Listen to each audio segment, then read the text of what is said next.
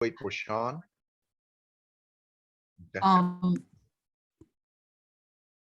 If not, I will zero back in. I think I can get back sessions that I missed before when I was out of town. So I just will run fast and try to catch up. Jerry, did you guys record? Are you press recording right now? No, Okay. I'm on the line, Mel. This is Sean, and I press record. Okay. This is Ann, and I pressed record, and we'll see if it works. I haven't used that function on my laptop.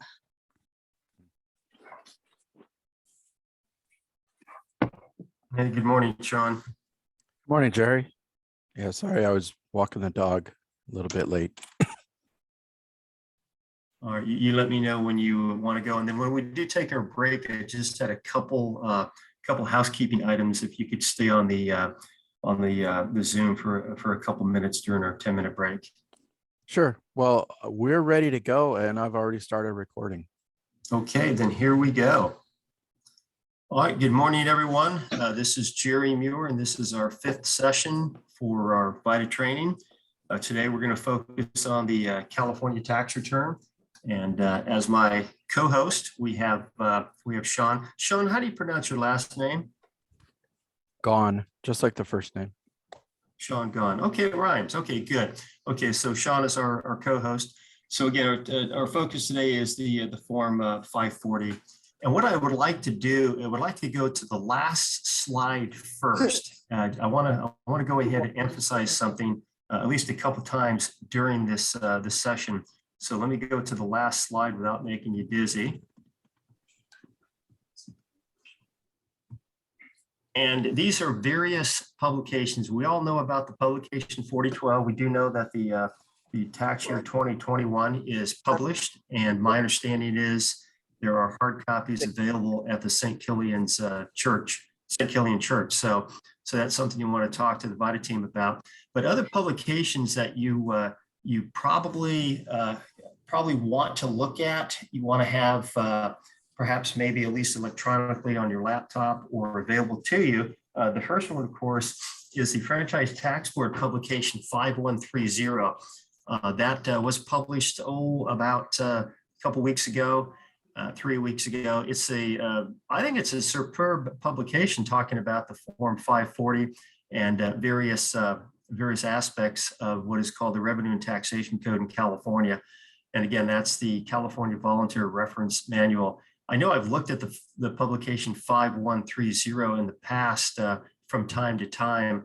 Really didn't give it a whole lot of look, but spent a lot of time last year and a lot of time this year looking at it. So I recommend you get a copy of that document in the hard copy or the soft copy format. It is available through the Vita folks at the Franchise Tax Board, and I'm going to try to find a URL that you can go to it and you can click on it. Another publication, this would be for your taxpayers, and for that matter, you or your family members, if you own a small business and you have a Schedule C. It's called the California Department of Tax and Fee Administration Publication 170. And you can see, you can access it at that URL. That is another superb publication. It takes you from A to Z, if you will, if you're a small business owner, because there's a lot of things to consider when you have a Schedule C, other than filing that form 1040. And then another publication that I've used in the past, and I do use it for a couple classes that I teach, is the Franchise Tax Board publication 1001. And that's the supplemental guide. It talks a lot about California conformity and nonconformity.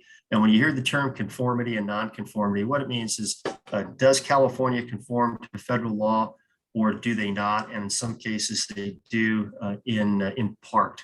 And so again, that's just a great publication. There's a lot of items there that will help you out as you go through the tax season. And then a couple other ones. The Pub 1006, it gives you a laundry list of the federal forms and then the comparable California form. And I find that useful also. And then if you're a real tax geek, which I think most of you are, the Franchise Tax Board, they publish a newsletter every month, and some stuff in there will not pertain to Vita. Some stuff does, and that's called the Tax News. So every month it's updated. They've got a pretty good team at the Franchise Tax Board. So I'd recommend from time to time look at that. Certainly if you're a site coordinator or an assistant site coordinator, or if you're a training coordinator. And then of course, we do have Schedule C. We have some Schedule Cs in the Vita program, and publication 984, which is a Franchise Tax Board publication, talks about common business expenses. So again, just extra material in addition to that publication 4012 that we use to enrich your tax knowledge. And then you're going to bump into things during the season. You're going to scratch your head. Every season I scratch my head and say, okay, what do I need to do? And I jump into these publications and I typically will find the answer. Okay, let me go back to the beginning then, and let's do our intro. Jerry, just so you know, I've uploaded a copy of the 5130 publication to the chat. Okay, excellent, excellent, thank you. Okay, so again, this is our final session as far as the training session for the last five weeks. And then if the St. Killian team have additional training, then they'll announce that. Sean is your training coordinator, so you should look for emails from Sean. Okay, so our objectives today, we are going to look at the 540. We're going to jump into that software after we do some discussion regarding California tax law. And then we are going to talk about the what is called the Schedule CA. And you probably have seen that before. And what that is that adds and subtracts certain items. So for example, I'll use unemployment compensation for tax year 2021. So for tax year 2021, unemployment compensation is a fully taxable event for the feds, the IRS, and then for the state of California, they do not tax unemployment compensation. And so that would be an example of a subtraction to the California return. You would, of course, include it in your software, and then you'd subtract it, or it would be subtracted from the California return. And so again, that term I used earlier, conformity and non-conformity, that's basically what additions and subtractions are. And then we're going to talk about the various California credits. There's a number of them. Some are just like the federal credits, some are refundable, some are non-refundable. And what I remember, and it's not like I do tax returns every single day, but I do touch it, probably once a week or so. But what I remember from last season, I remember when you prepare a return, sometimes as far as the California credits, sometimes you don't have to do anything. Sometimes you have to get in the California return and go through the prompts. But yeah, we have refundable, non-refundable credits. We'll discuss that. And then we'll do a discussion of covered California.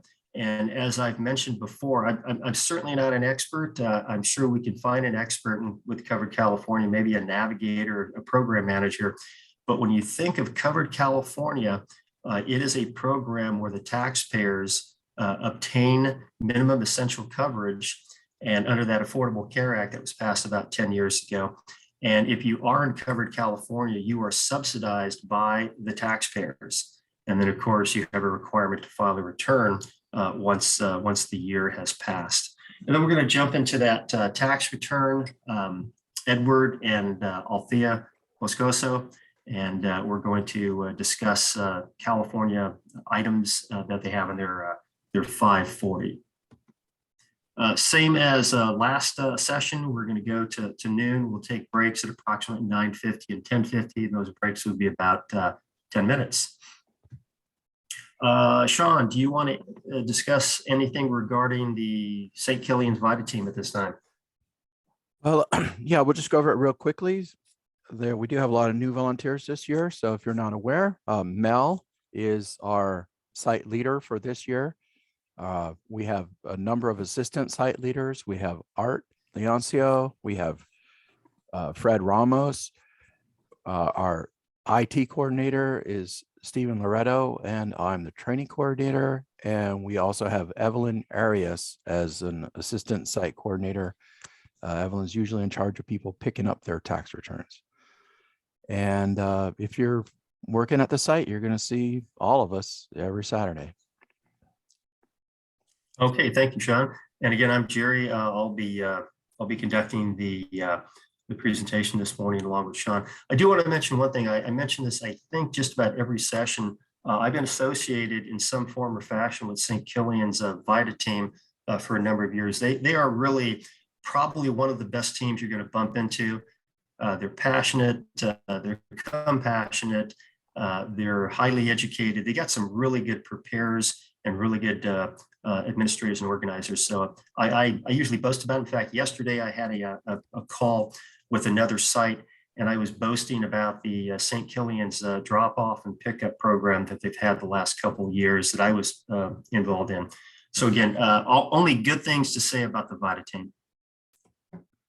Okay, when you're talking about Vita, most of you by now have either jumped into the software, you have played around with the 2021 software, which is available. I don't know if it has been perfected by the contractor for the IRS, but what I do know is the folks who update the software, I guess they would be the software engineers, the programmers. This is an ongoing process for the practice lab. And I had a discussion, I think last week, and I'm afraid I can't remember who it was. I think it was Barbara. But what we have seen over the years, at least I've seen this, the software in the practice lab, it continues to be updated during the pre-season. When you're talking about the actual software that you're going to use for tax preparation, typically that is good to go, although over the last maybe 8 seasons that I can think of, sometimes there are updates that the software folks have to make. And sometimes it's something that we don't see. I think the word is it's behind the scenes. And sometimes it causes additional training and some issues. But anyway, the software that we're using, I think it's probably about a 95% solution. So as they say in the movies, it's good enough for government work. So we're going to, and of course, it's the only game in town as far as practicing. As far as the state return, I went on the website on December 8th. I went on the website, I think, yesterday in the afternoon. The California state return had not yet been hung or placed on the practice lab. And so my answer to you is I don't know when it's going to be placed on the practice lab, but when it does, you'll be able to practice with it. I would imagine sometimes before the end of the year. And then I always boast about the tutorials. I think the tutorials, especially if you're new or newer to Vita, I think they help out. And you can find that on the practice lab on that big blue landing page. And then there are practice returns and solutions.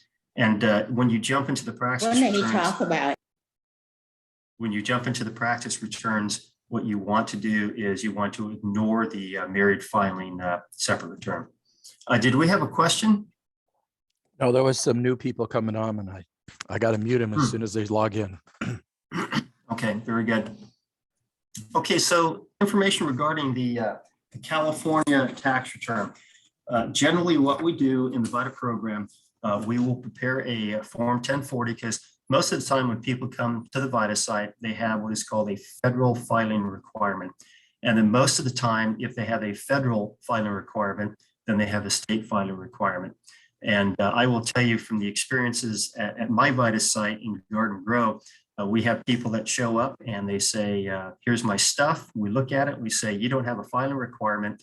And then in our particular site, it bubbles up to the coordinator, me, individual, do we want to prepare that return when they do not have a filing requirement? So I think the general rule is you tell a person, once you go through their documents and once you confirm they do not have a filing requirement, and you tell them you don't have a filing requirement. And sometimes they grab their papers, either on Zoom or face-to-face, and they say, okay, and they leave. And some people say, well, I want my return filed. This is what I do at my site. The coordinator at St. Killian is going to do what they're going to do. I will file a return for someone who requests a return to be filed if they do not have a filing requirement, after I tell them they don't. But again, that's up to the St. Killian's team. So let's get into filing statuses for the state of California and what we call our standard deduction. We know the standard deduction on the federal side of the house is much larger And that much larger standard deduction was from that Tax Cuts and Jobs Act of 2017. And so when you're talking about the California standard deduction, it is all based on California tax law. The state legislature, they'll pass a law. It goes to the governor, it's signed by the governor, and then it's codified in the Revenue and Taxation Code of California. And if you ever get the book is about the size of a small telephone book, but you don't need that because you've got that Vita resource guide from the Franchise Tax Board, that Pub 5130. And so here are your standard deductions for California. And it's something you don't have to memorize because it's going to be built right into the software that we use. And so you do see that married filing joint, and that also accounts for what is called a registered domestic partner. And in California, they still have the concept of a registered domestic partner. And when you are a registered domestic partner and you're filing a return, it's like you're a married couple for filing purposes. So these are the standard deduction amounts. And then you might remember, if you've been involved in Vita for any period of time, there's a personal exemption for California. We do know that the federal one was essentially suspended by that Tax Cuts and Jobs Act. But for California, there's a personal exemption, and those are the dollar amounts that you'll see on the Form 540. We're going to go through the Form 540 later. And then head of household, similar to the federal head of household. If you are head of household in California, then you're going to get into the software and you're going to complete that Franchise Tax Board Schedule 3532. And again, that's for California head of household. And then typically when you're a head of household for federal purposes, you're a head of household for California. Okay, this is a really busy slide, and it's going to get busier as we go through this. And I would recommend, if you're newer, you might want to take some notes. There's, again, just a lot of information. And so I want to share it. I'm going to slow my rate of delivery down, and then hopefully we can have some back and forth questions and answers. So again, when you're talking about additions, and I'll give you an example, federal government will tax certain things and the state of California will not. And then the federal government will not tax certain things and the state of California will. And so let's talk about an addition, meaning the state of California will tax that item. So for example, and you're not going to run into this in a traditional Vita site. If you come to our site, you will. If you are what is called internationally certified in the Vita program, then you can complete what is called the foreign earned income exclusion. So on a federal return, if you meet all the requirements, you can exclude a certain amount of foreign income. Well, on the state of California, you got to add that back in because the state of California does not have the judicial or statutory authority to engage in what is called tax treaties. That's the federal government. So that's an example of an addition. So you'd exclude it on your federal return, i.e. the foreign earned income, and you would have to add it back to your California return. So that's an example of an addition. An example of a subtraction is, again, the federal government will tax it and the state of California does not. And so you're going to bump into that from time to time. And when you do, you've got to go back into that Form 540, and you have to, in some cases, you've got to make some entries in the Form 540 so you have an accurate and complete California return. And again, the whole term is called either conformity or non-conformity. You don't have to remember that. If someone asks at the Vita site, when people ask me and they kind of scratch their head and say, why is this? I said, well, that's really easy. You have federal law and you have state law. And it's like a cat and a dog. It's two different animals. And that's the way it is. And usually the taxpayers will nod their head and say, okay, I got it. Okay, let's talk about charitable contributions. And you will see this a lot at the Vita site because thankfully there's a lot of people who are very charitable. They typically will donate money. Sometimes they'll donate property. Like I know that St. Killian's, the last time I looked, they had some type of, I believe it's called the food pantry. And Sean, keep me honest here. Is it a food bank or pantry? It goes by both names, but it's Okay. a food pantry. And so that's the place where you have individuals who are needy. They will pick up certain food items to feed their family. And so when individuals donate canned goods and other food items, they can take a charitable contribution on their federal return, and they can also take a contribution on their state return. But let's talk about charitable contribution. When you see the CARES Act, that's a federal law that passed. And when you're talking about federal law, especially this is for new and newer folks, there's a whole bunch of federal legislation that's come down the pike in 2020 and 2021. And there are significant changes to the Vita program because there are significant changes to the federal tax law. And so again, if you're newer, you probably want to spend some time reading that publication 4012, and you want to probably spend some time talking to one of your senior folks at the Vita site, because again, lots of changes. Okay, so back to charitable contributions. We know on that federal return, we know that there's an above the line deduction for people who donate cash to a charitable organization, or what we call a qualified charitable organization. And that limit, again, we're talking about above the line. It's $300 for single individuals, $600 for married folks. And so California, they don't conform to that. They being California, the Franchise Tax Board. And so that would have to be one of those changes or modifications you have to make on the California return.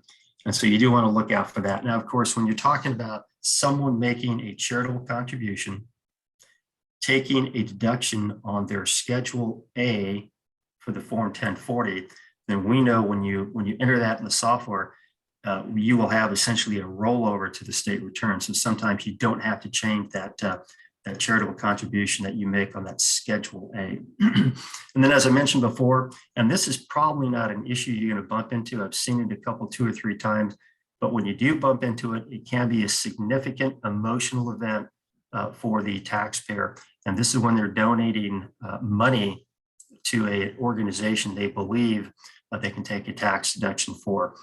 I always tell people you have to make sure it's qualifying. If you're not sure, you can go to the IRS website.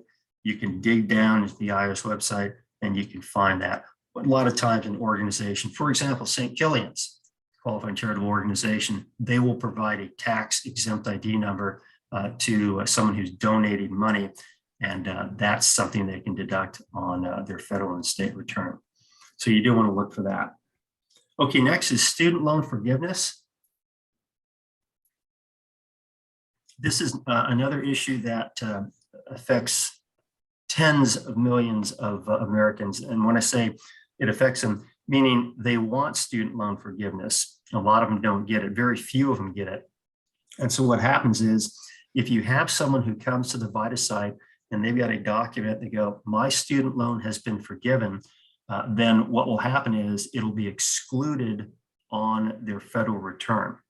Now, when you're talking about the state of California, there's a limit, or they do not fully conform with federal tax law.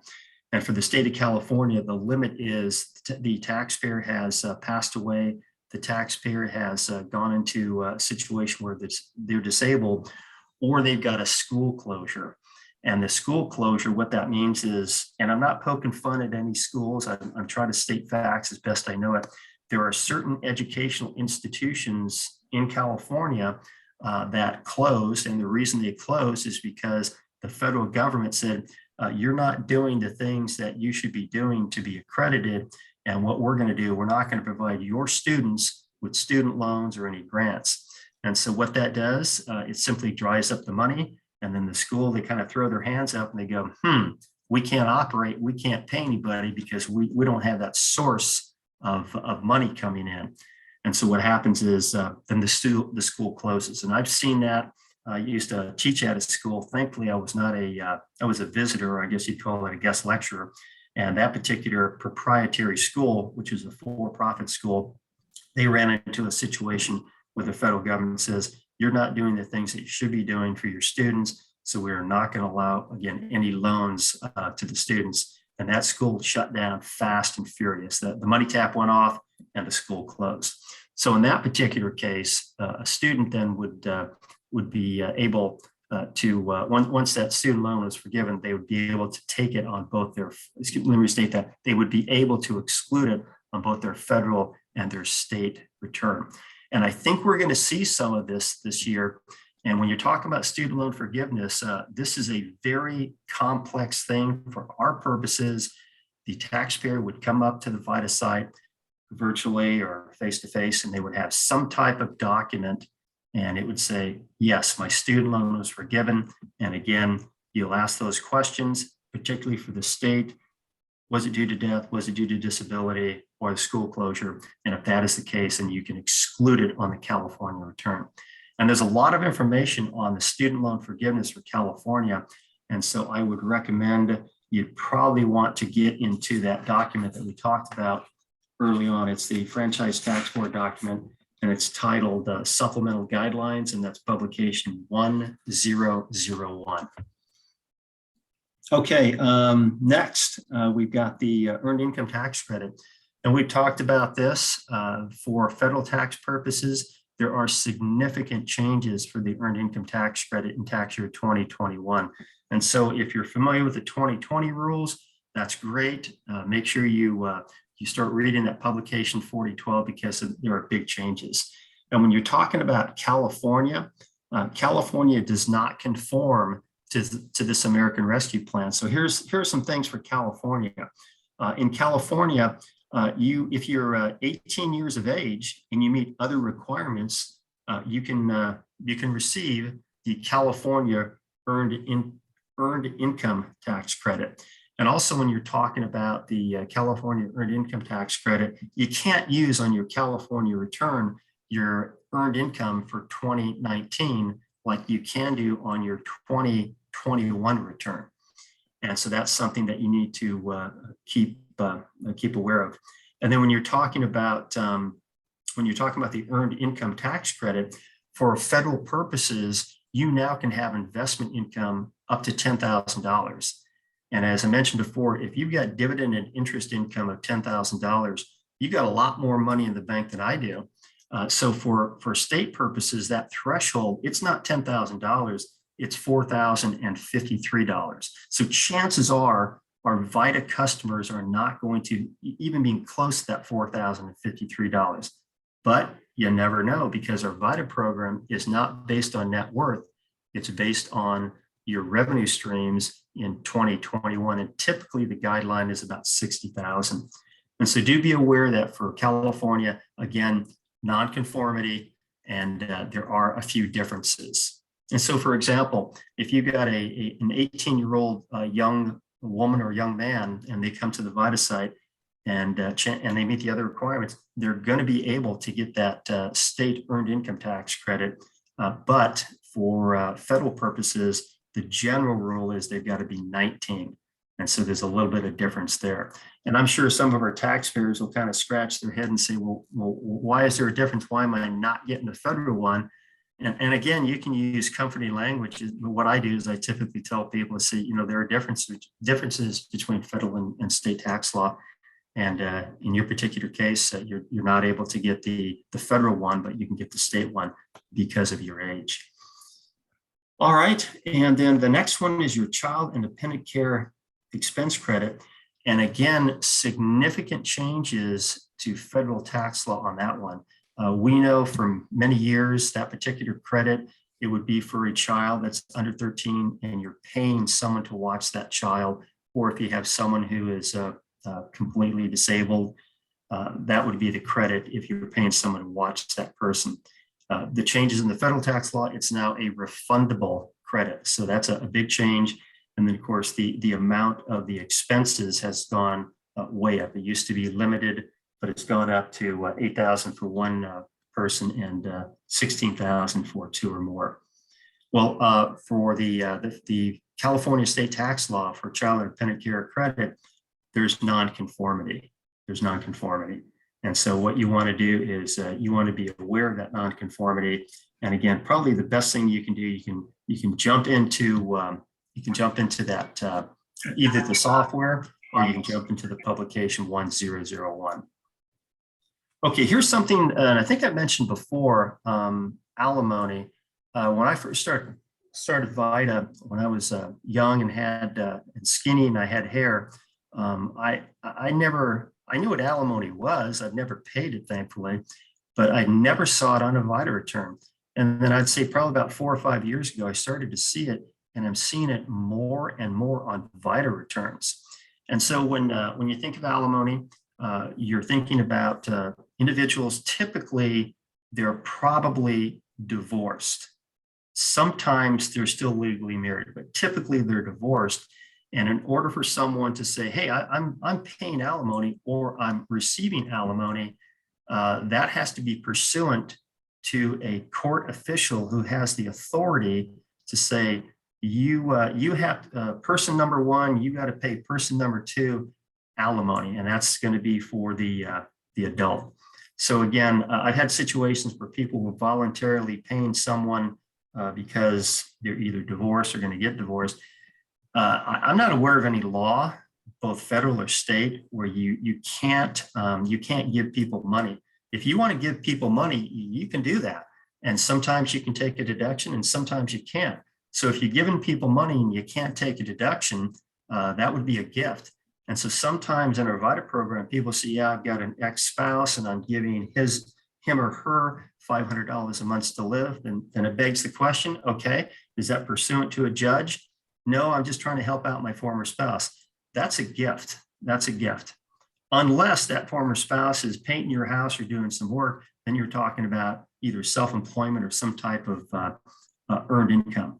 So that's the first thing you want to do when people say, hey, I got a situation where it's alimony. You want to determine, is it pursuant to a judicial officer, typically a superior court judge that does that.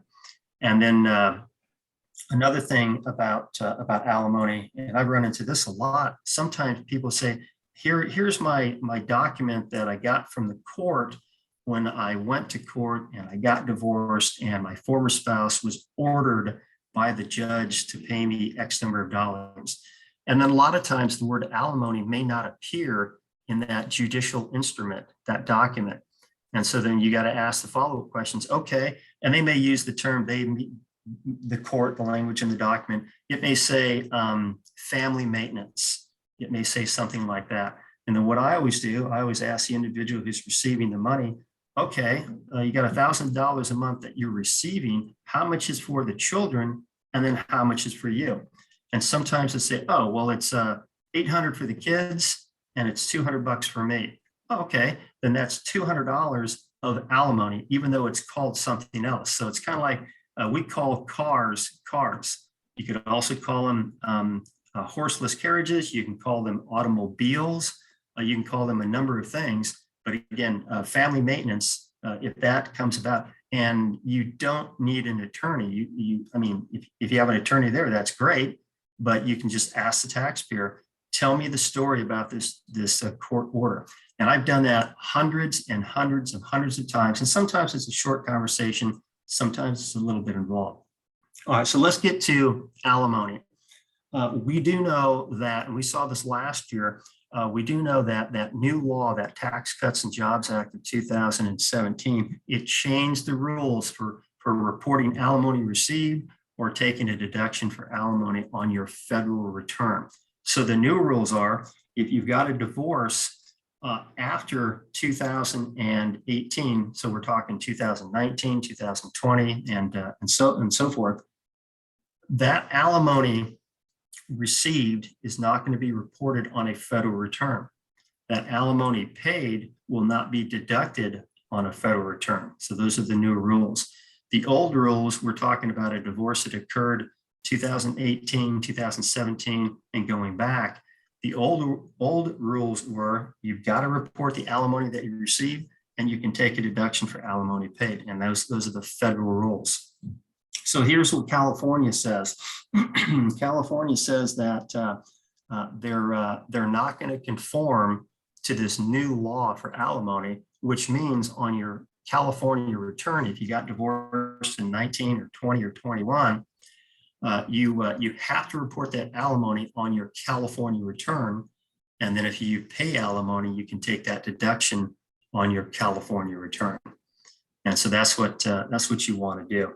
And again, going back to that court document, if you don't feel comfortable because you're reading the language, and let's say you're not a licensed attorney in California, or you're scratching your head because sometimes these documents have a lot of stuff and you got to reread it and reread it.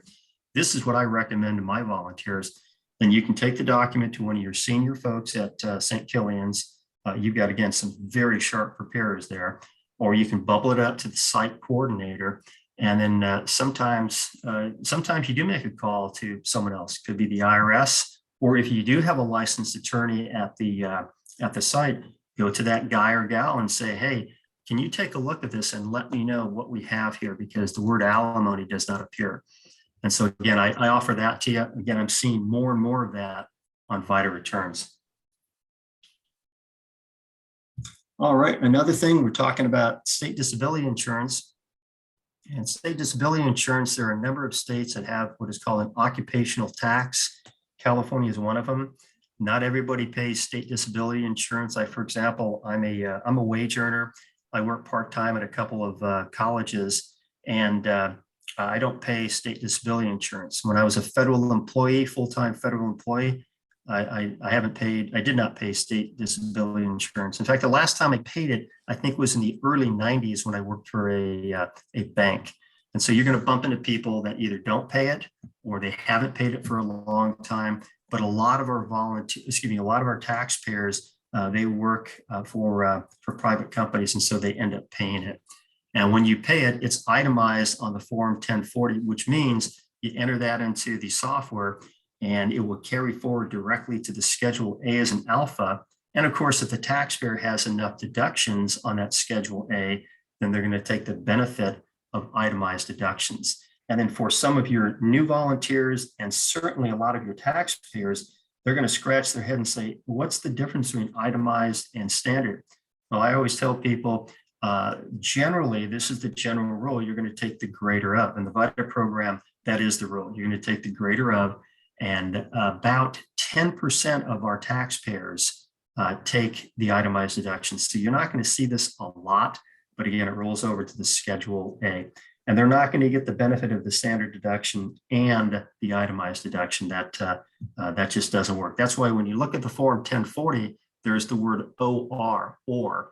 And then what I do with taxpayers, I'll point to the screen, or I'll point to the hard copy document. I'll say, can you read that word yet? Or what does that mean?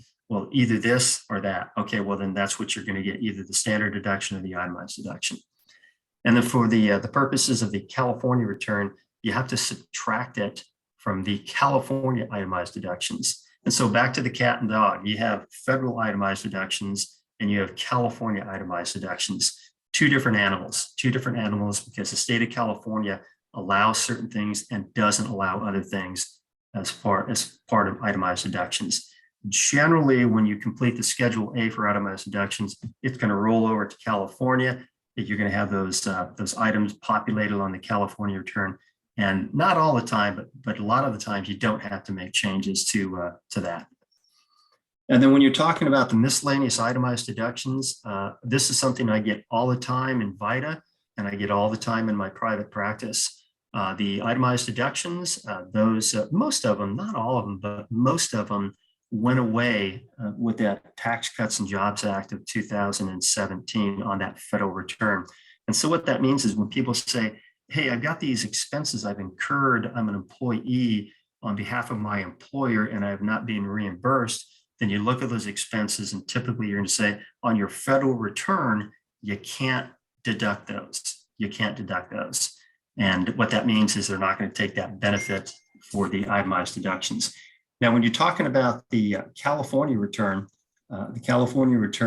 they do allow certain itemized deductions. And some of the itemized deductions that you'll probably see at the Vita site is you might have someone who comes to the Vita site next January, February, and they say, hey, last year I didn't use the services at St. Killian's. I went to a paid practitioner. I paid him $300, $400, $500. Well, they're not going to be able to itemize that on their federal return. But what they can do, they can itemize it on their California return if they have sufficient itemized deductions on their California return to overcome the California standard deduction. And then other items that are allowed for on the California return would be like, for example, a safe deposit box. I don't know if maybe that's an old concept. When I was a young guy, I had gold bullion, I had silver bullion, and I had a bunch of other items that I wanted to keep in a safe deposit box because I didn't want to keep it at home. It was just too much money, it was too valuable for me. And so I paid a yearly fee. I forget what that fee was. And so if you're paying a bank $100, $200 a year for a safe deposit box, you can't deduct that on your federal return, but you can deduct it on your state return if you itemize on your state return. And then there's another item that you may see, probably not a lot, but onesies and twosies. Individuals, they incur expenses and they pay expenses to maintain or protect investments. And you can't deduct that anymore in your federal return, but what you can do if you itemize on your state return, your investment expenses and fees can be a item that you can itemize on your California return. Okay, so again, a lot of stuff on this slide, but I think it's important because when you bump into this, it gives you an opportunity to go and do some additional reading and then make sure you make modifications if needed on the California return. Okay, so here are things that most of us probably know all of this stuff, but let's run through this and talk about this. So California, because of the Revenue and Taxation Code, they're going to tax and they're not going to tax certain things. So what they don't tax is they don't tax interest from a U.S. savings bond, a treasury bill, or any other type of U.S. bonds. I know what a treasury bill is. I took finance in college. I read the papers. I've never owned one. Savings bond, I've got a bunch of them, and probably your Vita customers probably have savings bonds. And of course, there's a couple ways to report interest for a savings bond. And this is in your publication 4012. You can report, I'll use me as an example. So I had a bunch of savings bond, and what I would do is I would cash them in from time to time. And then I'd go to Vegas with my wife. Probably not the smartest thing, but when I would cash in my savings bond, the bank would determine the interest, and then they would give me a 1099 INT. Usually they'd mail it to me a week later. And so when you're talking about savings bond interest, you can report it when you cash in your savings bond, or you can report it as you accrue that interest. Most people report it when they cash it in. So for California, this is not going to be something that you have to report on your California return. And we're going to show you how you get into the software and tell the software, I've got interest that's going to be reported to the federal government and interest I'm not going to report to the state government because the state of California doesn't tax this type of interest. And then state income tax refund. This is something that's not a bridge too far, but as I tell people, when you, in a previous year, if you're deducting your state tax paid on your federal return and you take what is called a full tax benefit, and then subsequently you get a state refund, well, then that means on your subsequent federal return, that state income tax refund is going to be a taxable event. And typically in the software, you just plug in the amount of the refund. A lot of people get in the Vita program, they'll say, hey, I got this document, this 1099-G from the state of California. What do I do? And what I ask them, of course, we look at their previous return. Did you itemize on your federal return in the previous year? And did you take a full tax benefit? And if they did, then of course that state tax refund is going to be a taxable event. And again, this probably affects maybe 10% of our Vita clients. And then unemployment compensation. Most of us know what that is. The last experience I had with unemployment, I think, was maybe 25 or 30 years ago. I was unemployed and I thought, I want to go down and apply for compensation. I guess it was too lazy to do that. I ended up getting a job and oh well. But a lot of our folks are on unemployment still. And this is going to be a real kick in the head for some of them. For tax year 2021, there is no exclusion. We had that exclusion of $10,200 for our taxpayers in 2020. That federal exclusion does not exist in 2021. So what that means is for individuals who receive unemployment compensation in tax year 2021, fully taxable event on their federal return. And when you enter that into the software, what will happen, the software will automatically not tax that unemployment compensation on the state return. And so again, we're going to see that because there's just a lot of people still on unemployment. And then Social Security, most of us know what Social Security is. If you don't know what it is you have to qualify. And the general rule is, what I know is you have to pay in 40 quarters, qualifying quarters. And if you do, then it's an all or nothing proposition. Then you are eligible for Social Security benefits. And the youngest person I can think of, I remember talking to a federal employee who's retiring. He was like 56, I think, and he was eligible for a Social Security. And that was a special supplement, I guess, for federal employees. But typically, Social Security benefits, you're talking about someone who's either 62 with actuarially reduced benefits or 65. I think guys like me, because of my birth date, I got to wait till I'm about 67. And we do know for Social Security, what will happen is the taxpayer will show up with a SSA 1099, and that SSA 1099 is going to be from the Social Security Administration. We do know we're going to enter it into the software, and for a lot of our Vita customers, their Social Security benefits are either not taxed or only taxed in part. And there's certain thresholds. The software does it for you automatically. For California, there is no tax on Social Security benefits. And so all you got to do is enter the information in the software, and the software is going to do the rest as far as California. And then this is something I do see from time to time. I don't know anybody who works on the railroad, but I know there's people, they got to work on the railroad. I see the trains traveling. So what happens is and this happened many years ago, the railroad folks set up their own system. And so they opted out of Social Security, and the federal government said, okay, you've got your own system, good to go. And so what happens is you've got taxpayers who are working for the railroad, and then they finally retire, and they have what are called Tier 1 and Tier 2 benefits. And when you start reading the Pub 4012, Tier 1 is essentially Social Security benefits. This is for a railway worker. And then Tier 2 is essentially their pension. And so when you're talking about Tier 1 and Tier 2 benefits, it's a non-taxable event for California purposes. And when you're talking about what we call the information returns for railway workers, they receive an RRB, Romeo Bravo 1099, and that's their benefits. And then they also get, for their Tier 2 benefits, they get a RRB 1099R.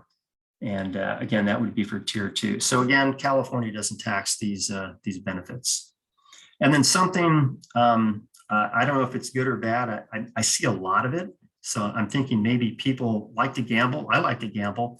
I see a lot of people who have California lottery winnings, $50, $100, $5,000.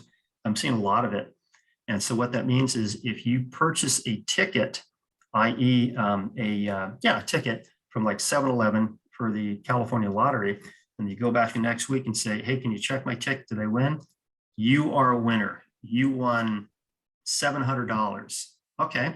Fully taxable on your federal return and not taxed on your California return. So you've got to go into the software and you got to tell the software, meaning the form 540, we're not going to tax these California lottery winnings. And when you're talking about what we call gambling losses, if you itemize on the federal return, you can take your losses up to your winnings on your federal return. On your California return, you are not taxed on your lottery winnings, which means you cannot take a loss for the California lottery. You can't, let's say you buy a bunch of tickets and only one of them wins, you can't claim those losses on your California return because you're not reporting the income. Let's see, one other thing, you might want to jot this down, and then we'll take a quick break. When you're talking about two things that don't appear in the slide here, we work with some of our clients who are in-home supportive services, IHSS. We see that from time to time. Here's the general rule. That income is excluded from federal and California taxation.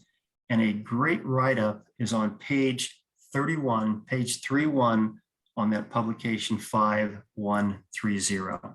So you want to take a look at that. And then here's something that that snagged me not too long ago, and now I'm a little smarter on it. You have people sell their homes, and we do know about the exclusion. If you meet it, it's 250,000 for a single person. You can exclude up to 500,000 if you're married. Well, what happens in California when you sell your real property? There's going to be real estate withholding, California real estate withholding. And that withholding, of course, you have to account for it on your state return. And so we're going to show you today how to account for that California real estate withholding. And so that way you complete a correct California return. Okay, what I'm going to do, I will take questions, but let's do that after the break. Sean, I've got 9:53. Can we come back at 10:03? Sounds good to me. 10:03. Oh, and then Sean, and then Yeah, I'm going to just real stay on the quick. line. Yeah, real quick, is it possible, can you, I'll call it load up. Remember those FTB videos? Yeah. Yeah, and that would be the FTB video 8, 9, 10, 11, and 12. And I think what we can do, Sean, we can probably maybe hit maybe like 3 of them, but if we can get those ready, I don't know if we're going to be able to show all of them. Okay. We'll have them ready to roll, and I'll just share screen whenever you want. Sean, you are the best. Well, thank you. See you in a bit. Sean, Yeah, this is Kim. Hi, Kim. Kimmy. I know. The email that you sent out about the mistake that on the tax, Right. you find out it's from mistake from the books or it's from the tax itself The mistake is in the books. in the book. So Yeah, can so- do you send out email to tell us so we can correct this before we take the test? I did. I sent out You the did? email, and it had a page that you need to print that has all the corrections for the book. I can send it out again today. Okay, good. I don't remember seeing it, so. It was attached to the email as a PDF file, but I'll Okay. send it out to everyone again today. All right, thank you. Just so you know, Kim, a couple of people took the test and got 100% even with the mistakes in the book. So Oh, really? it was like thought- John Nagy and Scott. So they're pretty smart. Well, they know everything anyway, so. Well, be careful with that, because the test this year, many of the questions address tax law changes for 2021. So if you knew everything last year, that doesn't mean you're going to pass the test this year. Oh, wow. Yeah, Okay, it's kind of mean, I think, but I mean, yeah, they change everything. that's those I'm government. looking this book and I don't understand some of the question. One of the mistakes is pretty trivial. It changed the number from 485 to 488, which was the result of the tax deadline being the 18th and not the 15th. And the other three answers are obviously wrong, so it wasn't too tough to guess the right answer.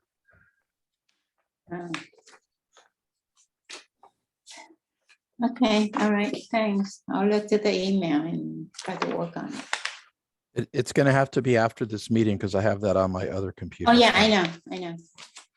I haven't got through the file yet, so. Thank you. You're welcome. Mhm.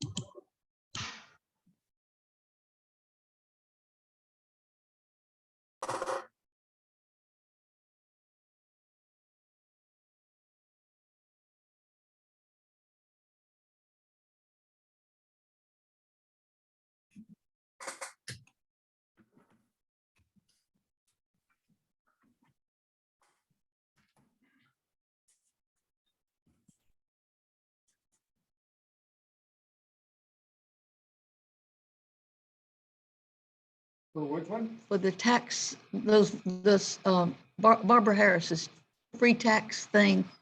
I'm one of the volunteers Oh, for are it. you? And I'm just learning, Ron. Should be on. Come on, volume.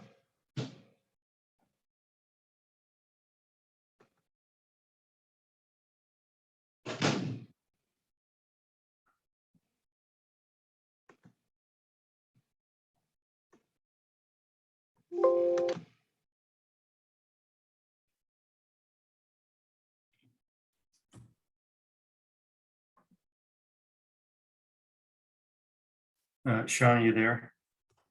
Yeah, I'm still here. I was trying to take a phone call on the side there.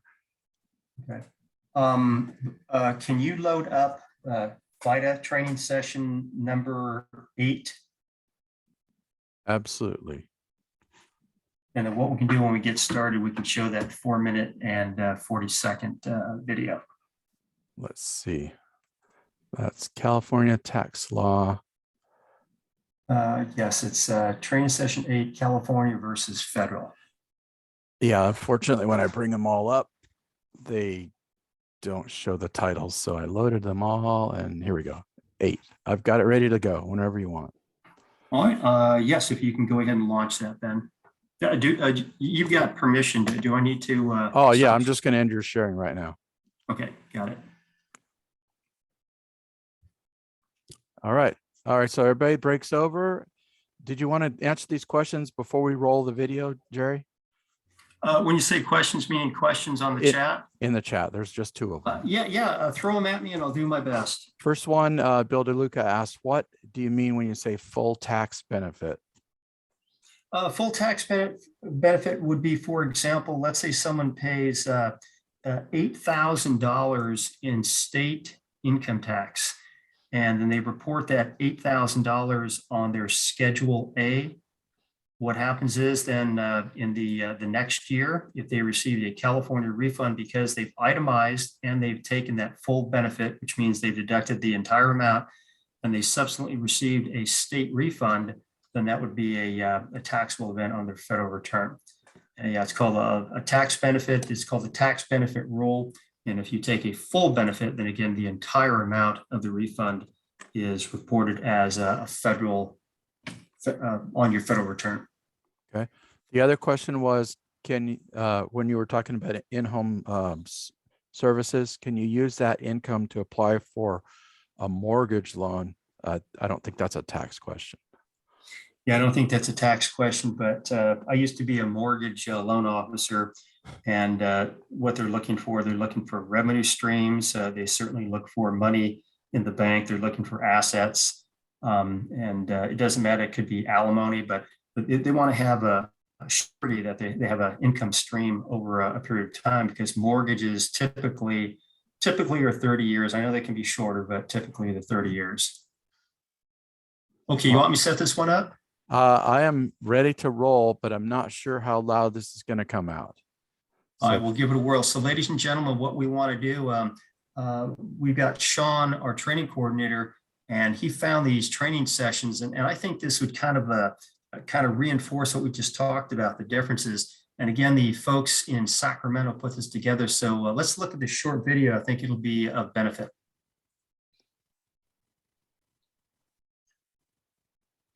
Is that loud enough? I can't hear anything, Sean. Oh, great. Make sure you check the box that says enable audio. Not seeing where that box is. It's usually in the right-hand corner, bottom. All right, let's see. Share sound. Here we go. We'll try this again. For volunteer income tax assistance. Can you hear that? Known as Vita. Yes. Section 8. Okay. California versus federal tax law. This training is presented by the Franchise Tax Board's Vita trainers. Hi, I'm Pamela. I'm Christina. The Franchise Tax Board is proud to offer this series of training videos. This is the 8th of 13 sessions and the first in a 4-part discussion about California income tax returns. If you have questions, please contact your local Vita coordinator, but feel free to reach out to FTB's Vita team at 800-522-5665 or by email at volunteercoordinator@ftb.ca.gov. Thanks for watching. Okay, let's get started. In this session, we will go over areas California does not conform to federal income tax laws. For 2018 through 2025, the federal tax reform law eliminated the personal exemption deduction. California does not conform to the elimination of the federal personal exemption deduction. California has a personal and dependent exemption credit, not a deduction. The personal exemption credit for taxpayers, spouses, and qualified dependents may change from year to year. For the personal exemption credit amounts, refer to FTB 5130 Volunteer Reference Manual. California has its own standard deduction amounts for each filing status. These amounts can be found in the FTB 5130 Vita/TCE Volunteer Reference Manual. California does not conform to the federal, state, and local tax, also known as SALT, deduction limit of $10,000. California allows the deduction of real estate and personal property taxes paid, but does not allow the deduction of local and state income taxes. California allows moving expense reimbursements as well. When it comes to mortgage interest, if the debt incurred prior to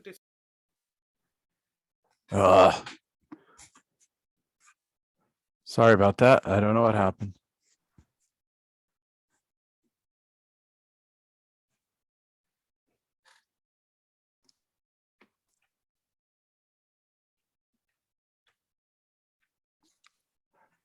Sean, it looks like we lost our video. Should we try it again or? I'm having an internet glitch here.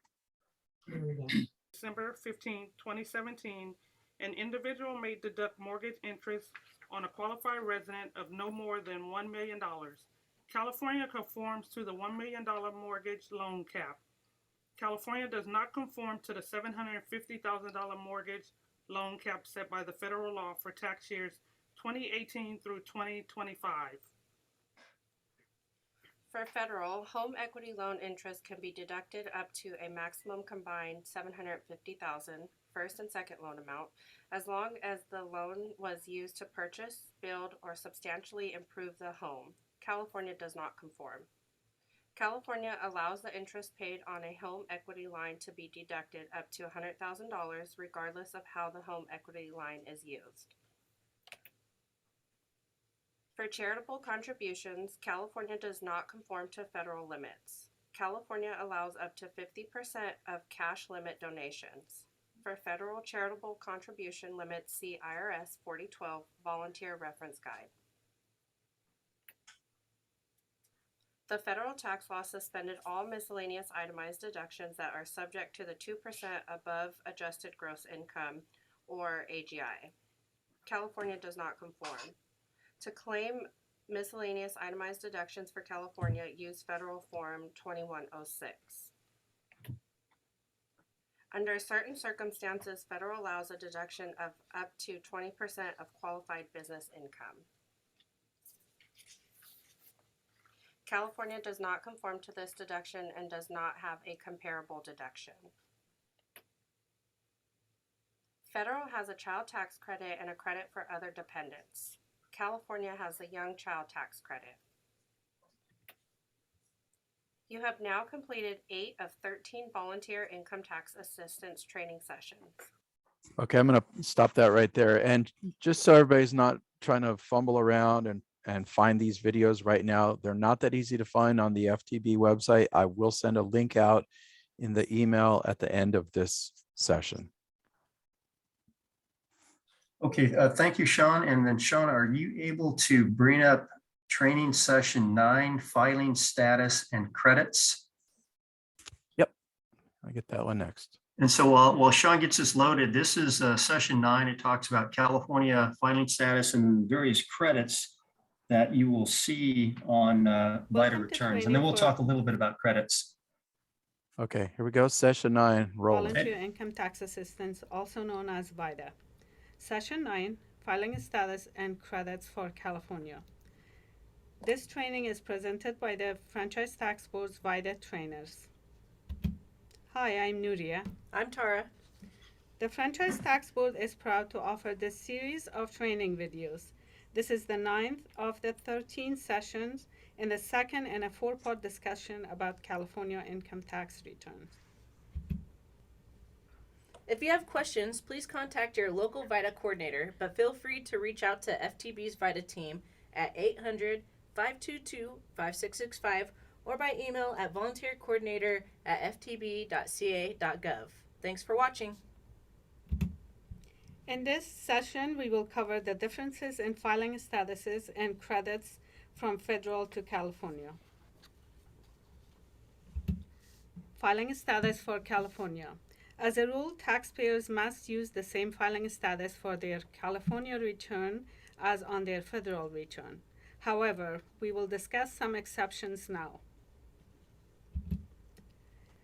Same-sex married couples have a legally recognized marital union and must follow the married filing jointly requirements. Married couples must file their income tax returns using one of the following filing statuses: married or registered domestic partner filing jointly, married or registered domestic partner filing separately, or head of household.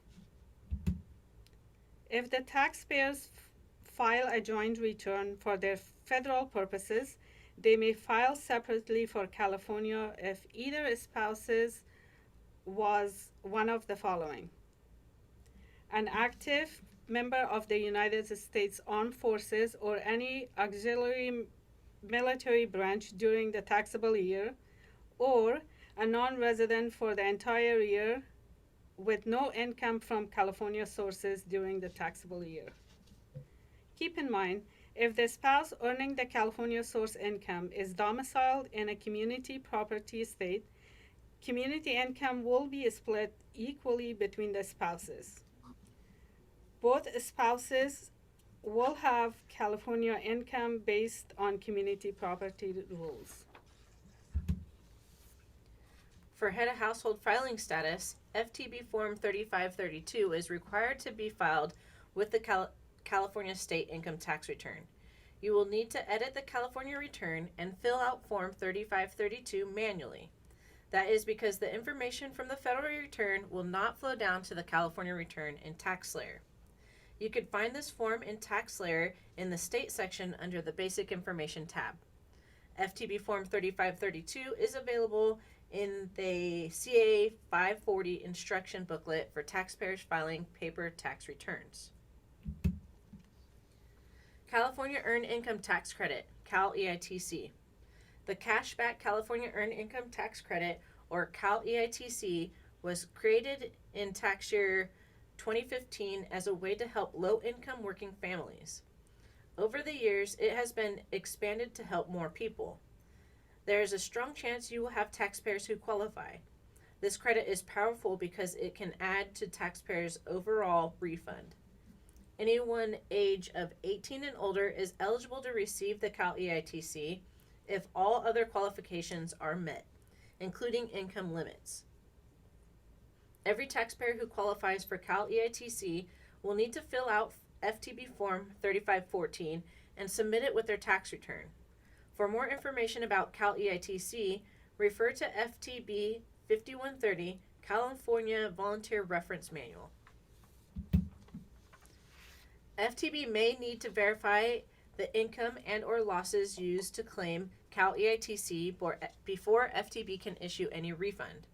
FTB may reach out to a taxpayer by letter requesting additional information.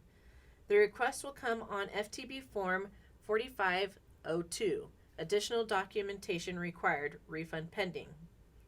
If a taxpayer qualifies for Cal EITC, be sure to let them know that if they get a request for more information from FTB, they should respond right away. The sooner they respond, the sooner FTB can process their return and issue any refund. Every taxpayer who qualifies for the refundable California Earned Income Tax Credit, Cal EITC, and or the Young Child Tax Credit will need to fill out FTB Form 3514 and submit it with their tax return. This form will automatically flow down to California Return. In TaxSlayer, you will find this form in the state section by editing the California Return and selecting Credits. Renter's Credit. Renter's Credit is available for taxpayers who qualify based on their adjusted gross income. The maximum credit is $60 for single filers, $120 for joint, head of household, and widower. Refer to FTB 5130, California Volunteer Reference Manual for more information. Credit for joint custody, head of household, code 170. This is a non-refundable credit available to taxpayers whose filing status is single and they meet the following criteria. Taxpayers were not married at the end of the year, or they lived apart from each other all year and used the married RDP filing separately filing status. Taxpayers furnished more than 1/2 of the household's expenses for their home, which is also served as the home of their child, stepchild, or grandchild for at least 146 days, but not more than 219 days. Taxpayers may claim either the credit for joint custody head of household or the dependent parent credit, but not both. Refer to FTB 5130, California Volunteer Reference Manual for more information. Taxpayers cannot claim this credit if they claimed head of household, married RDP filing jointly, or qualified widower filing statuses. See the 540 booklet for additional information regarding joint custody head of household credit. This credit is available in TaxSlayer under the state section. Edit the California return, select credits, and then select other credits. From the drop-down menu, select joint custody head of household and enter the amount of credit. Note, TaxSlayer does not calculate the credit for you. To determine the credit, refer to FTB 540 booklet, credit for joint custody head of household, code 170. You have now completed the 9th of the 13 volumes. Okay, I'm cutting that one off. Do you want to load up number 10? Jerry? I guess we'll just go with this. All right, so we're going to go into video number 10 now, everyone. Welcome to Training for Volunteer Income Tax Assistance, also known as Vita. Session 10, Updated Schedule CA 540. This training is presented by the Franchise Tax Board's Vita trainers. Yeah, we'll Reach just out skip to FTB's Vita team at 1-800-522-5665 or by email at volunteercoordinator@ftb.ca.gov. Thanks for watching. Let's get started. In this session, we will cover FTB's updated Schedule CA 540. First, let's cover some background. Remember, federal tax reform signed into law in late 2017 did not change California income tax law. In fact, California income tax law conforms to the federal law as of January 1st, 2015. As a result, there continue to be differences between California and federal law. When doing California income tax returns, you will use Schedule CA 540 to make adjustments to the taxpayer's federal AGI and to their federal itemized deductions using California law. Taxpayers are not required to claim the standard deduction for California even if they claim it for federal. Due to the increase in federal standard deductions, some taxpayers may not have enough deductions to itemize for federal. This does not mean they won't have enough for California. In other words, some taxpayers may use the standard deduction for federal and itemize on their state return. Make sure to input all of the taxpayer's itemized deductions into TaxSlayer and allow the software to determine what will benefit the taxpayer for California. If one spouse itemizes, then both must itemize. If a married RDP couple elects to itemize, they must itemize their deductions even though one spouse's amount might be less than the standard deduction. Generally, the taxpayer must split itemized deductions based on the community property rules or separate property rules depending on the state of domicile. Normally, deductions follow the income funds used to pay the expenses. They must match the federal Schedule A, Form 1040, itemized deductions, or include a sheet of paper showing the division of the deductions to the California return and complete Schedule CA 540, Part 2 for the California deductions. In TaxSlayer, once you have filled out the federal information under itemized deductions, the information should flow directly to the California Return 540. If the taxpayer's itemized deductions are higher than the standard deduction for California, TaxSlayer will automatically create a Schedule CA 540 for you. In this session, we will explain the Schedule CA 540 line by line for better understanding of the differences between federal and California law. Let's take a close look at the Schedule CA 540. Part 1, Income Adjustment Schedule. Section A, Income line 1 through line 7, and Section B, Additional Income line 1 through line 7, and line 9A. Enter in Section A, line 1 through 7, and Section B, line 1 through line 7, and line 9A. The same amounts you entered on the Federal Form 1040 or Form 1040 SR line 1 through line 7, and Federal Schedule 1 Form 1040 Additional Income and Adjustments to Income line 1 through 7 and line 9. Line 10, Total. Combine the amounts in Section A line 1 through 7 and Section B line 1 through line 7 and line 9A. Section C, Adjustments to Income. Line 11 through line 18 and line 20 through line 23 and 25. Enter the amounts from Federal Schedule 1, Form 1040, line 11 through line 18 and line 20 through line 23 and line 25. Line 19A and line 19B. Enter on line 19A the amounts from Federal Schedule 1, Form 1040, line 19A. On line 19B, enter the Social Security number or Individual Taxpayer Identification Number, I-10, and last name of the person to whom you paid alimony. Line 26, add line 11 through 19A and line 20 through line 23 and 25, line 27 total. Subtract line 26 from line 10. This amount should match the amount entered on Federal Form 1040 or 1040 SR line 11. Column B and Column C, Subtractions and Additions. Use these columns to enter subtractions and additions to the federal amounts in columns A that are necessary because of differences between California and federal law. Enter all amounts as positive numbers unless instructed otherwise. Part 2, Adjustments to Federal Itemized Deduction. Column A, Federal Amounts, line 1 through line 16. Enter on line 1 through line 16 the same amounts from Federal Form Schedule 1, 1040, lines 1 through 16. Line 17, add line 4, 7, 10, 14, 15, and 16 in columns A, B, and C.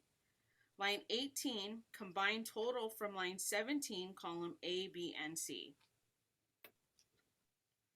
Column B and C, Subtractions and Additions. Use these columns to enter subtractions and additions to the federal amounts in column A that are necessary because of differences between California and federal law. Enter all amounts as positive numbers unless instructed otherwise.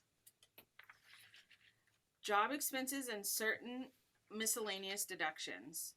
Federal has suspended the deductions for miscellaneous itemized deductions subject to a 2% floor, which means anything over 2% of the taxpayer's AGI. Line 19 through 21, California does not conform. Remember, this does not include the unreimbursed impairment-related work expenses.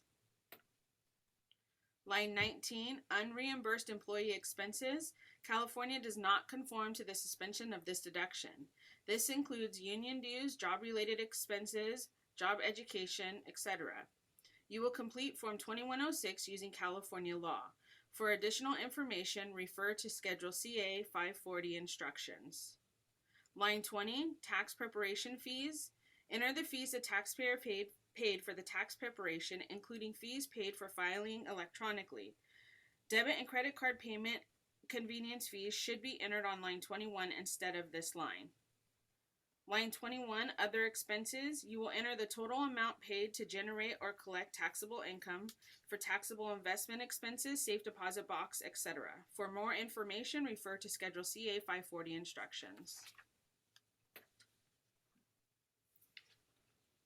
Line 27, other adjustments. Please refer to the Schedule CA 540 instructions for more information, since this is where you will put less common deductions such as adoption-related expenses, mortgage interest credit, and non-taxable income expenses. These are other allowed expenses not subject to the 2% floor. Line 29, California itemized deductions. This is where you will determine if the taxpayer's federal AGI from Form 540, line 13, is more than the amount listed on a Schedule CA 540, line 29. If 540, line 13 is less than the figure shown, you will transfer the amount on line 28 to line 29. If the amount shown on 540, line 13 is higher than the figure shown, you will need to complete the itemized deduction worksheet and the instructions section of the Schedule CA 540 to determine the amount to enter on line 29. This information should automatically flow from the entries made in the federal section of tax layer. Line 30, amount from line 29 or a standard deduction. You will enter the larger of the line 29 or the taxpayer's standard deduction. Then you will transfer line 30 to Form 540, line 18. This information should automatically flow from the entries made in the federal section of tax layer. At this point, you're now done with your California Schedule CA 540. Okay, Jerry, that's the end of that video. Okay, Sean, at this point, let's go ahead and jump into the PowerPoint presentation on page 8. You want me to load? Let me just put the share back to you because I don't have the PowerPoint up. Okay, sounds good. Okay, and before we jump on to page 8 of the PowerPoint, what the FTB folks did, they gave you a quick overview, and I recognize that was a quick overview. We're not gonna go ahead and learn a whole lot from that because we need to really get into the software. Sorry, but this is something that I'm going to do for my folks. When I say my folks, I'm going to be teaching the class in January. And we're going to utilize the software for 2021, and we're going to go through some examples on that. But today we've got a couple things that we can do on the California return.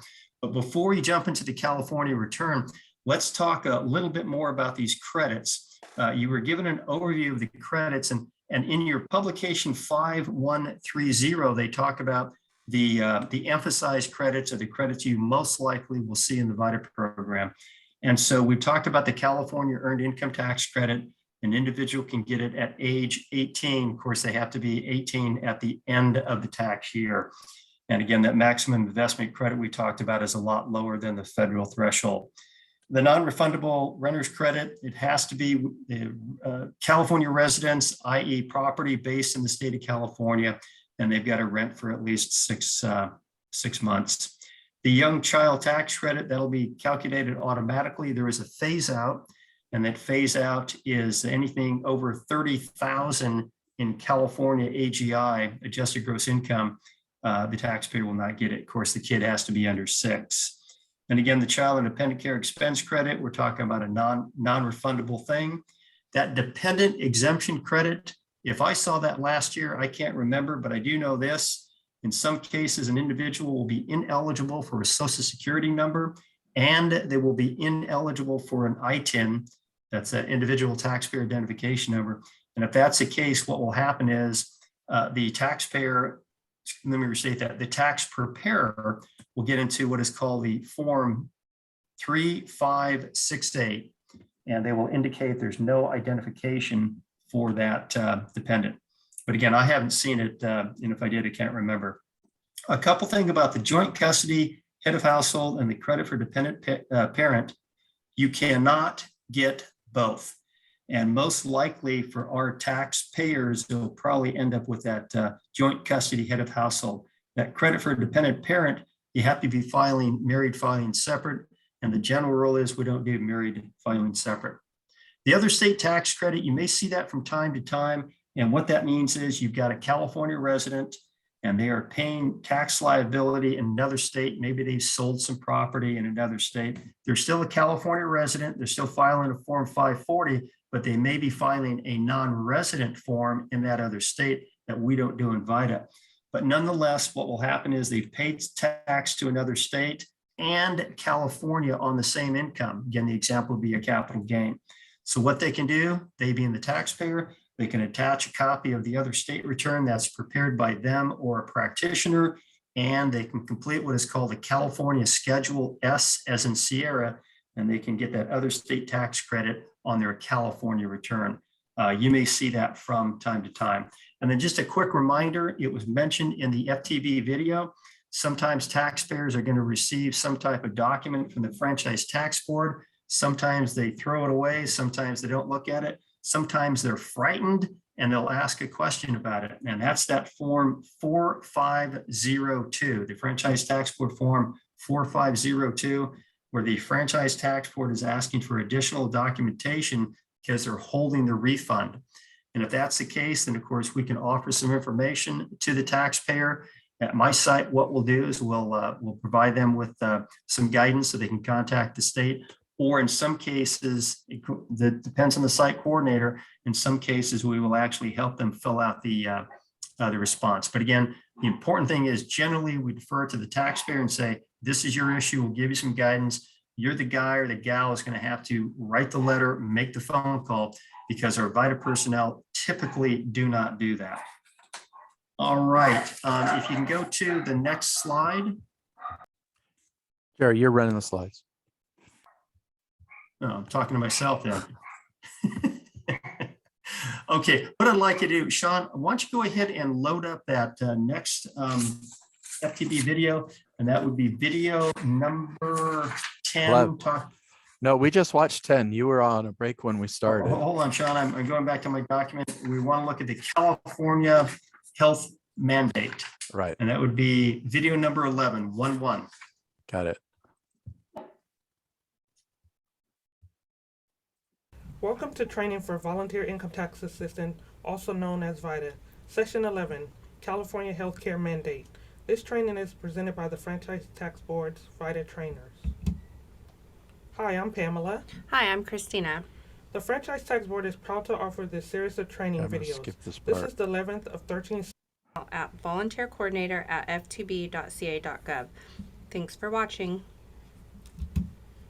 Okay, let's get started. In this session, we will go over the California Healthcare Mandate, its forms, and how to enter the information in the tax layer. Beginning January 1st, 2020, minimum essential healthcare coverage is required for all California residents and their household members unless they qualify for an exemption. Cover California will provide financial assistance, subsidies to households that meet certain income requirements, and certify those who are exempt from the mandate. If an individual is required to obtain health insurance and fails to do so, a penalty per uninsured person in the household may be imposed. The following are the new tax forms: FTB 3853 Health Coverage Exemptions and Individual Share Responsibility Penalty Form, FTB 3849 Premium Assistance Subsidy Form, FTB 3895 California Health Insurance Marketplace Statement. The following publications are for your reference but are not covered in the webinar. Publication 3895B, California Instructions for Filing Federal Forms, 1094B and 1095B. Publication 3895C, California Instructions for Filing Federal Forms, 1094C and 1095C. FTB 3853, Health Coverage Exemptions and Individual Shared Responsibility Penalties. If the taxpayer is unable to check the full year health care coverage box on Form 540, 540NR, or 542EZ, you may need to report an individual share responsibility penalty. First, check if the taxpayer qualifies for any coverage exemptions for some or all of the months the taxpayer or their family members did not have minimum essential coverage. If the taxpayer is not required to file a tax return, their household is exempt from the individual shared responsibility penalty, and you do not need to file a return to claim the coverage or the coverage exemption. Please go to FTB 3853 Instructions for additional information.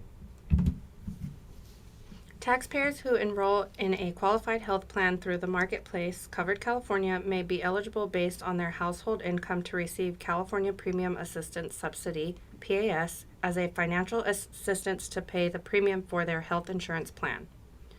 Taxpayers who receive the Advanced Premium Assistance Subsidy, APAS, will need Form 3895, California Health Insurance Marketplace Statement, from the Marketplace to complete and file Form 3849 with their California tax return. FTB Form 3849 is used to figure the amount of PAS the taxpayer is eligible for and to reconcile it with the amount of APAS that the taxpayer has received. Please go to FTB 3849 Instructions for additional information. If the taxpayer and all their household members have full year coverage from any source besides the Marketplace, Covered California, there is no need to complete Form 3849 Premium Assistance Subsidy Replacement Form.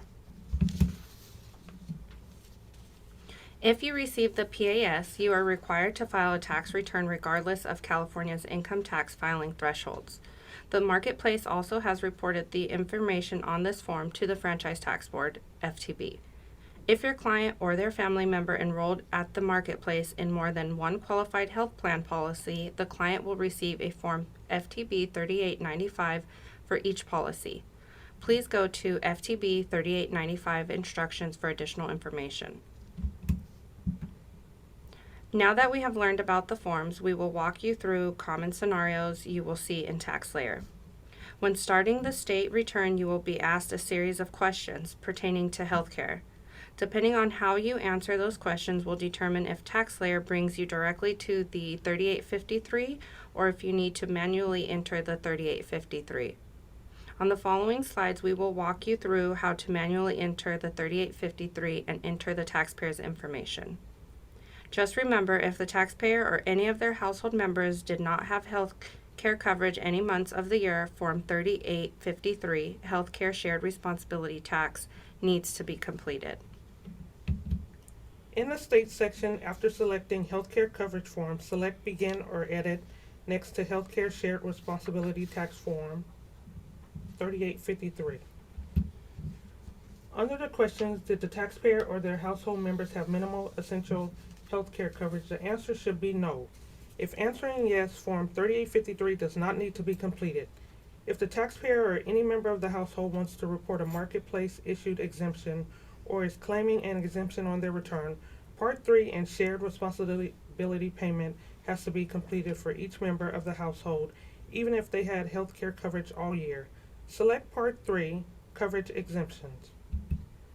Select Begin for the option that applies to your taxpayer or household member. In this example, all household members were claimed on the federal return. Select Add Part 3, California Coverage Exemption for household members. Select an individual from the drop-down menu and select the exemption that applies to that individual either for the full year or any of the listed months. The taxpayer or household member could qualify for an exemption to the penalty. Most exemptions may be claimed on your state income tax return while filing, while other exemptions need to be issued by Covered California. For a list of exemptions, please visit www.ftb.ca.gov and search for Healthcare Mandate. Remember, if the exemption or health coverage was not for the full year, then complete the drop down for each individual month. Once completed for an individual, select Continue. Repeat these steps for every member of the household. When you have completed Part 3 for all members of the household, select back until you see California Form 3853 Healthcare. Next, select Begin on the shared responsibility payment. Select Begin for the option that applies to your taxpayer or household member. In this example, all individuals were claimed on the federal return. Select Add Shared Responsibility Payment. Select an individual from the drop-down menu. If there is any adjustment to modified adjusted gross income, refer to FTB 3853 instructions. If the taxpayer or household member was granted an exemption from the marketplace, enter their exemption certification number, ECN. Select Yes for each month the taxpayer or household member had an exemption or health care coverage. Select No for each month they had no coverage nor exemptions. Once completed for an individual, select Continue. Repeat these steps for every member of the household. When you have completed shared responsibility payment for all members of the household, select back until you see healthcare forms. You have now completed FTB 3853 health coverage exemptions and individual shared responsibility penalty. Let us go over how to enter the information in tax layer for FTB 3849 premium assistance subsidy. Select Begin or Edit next to Premium Assistance Subsidy Repayment Form 3849. Under the questions, did you, your spouse, or dependent enroll in health insurance through the California Marketplace Exchange? The answer should be yes. If answering no, Form 3849 does not need to be completed. Answer the second question based on the information received on the 3895. If the taxpayer has any dependent income above the following threshold, complete household income section. Please go to FTB 3849 instructions for additional information. Select Begin to start the Premium Assistance Subsidy Claim and Reconciliation of Advance Payment or Premium Assistance Subsidy Part 2. Use the information from the 3895 to complete this section. If the 3895 does not include coverage from January through December for each household member listed with no change in monthly amounts, select No from the drop-down. Use the 3895 Part 2 coverage information columns A, B, and C, lines 6 through 17 to complete the following section of tax layer. Enter the amount of covered individuals for each month. Refer to 3895 Part 1 covered individuals, column D and E for duration of coverage.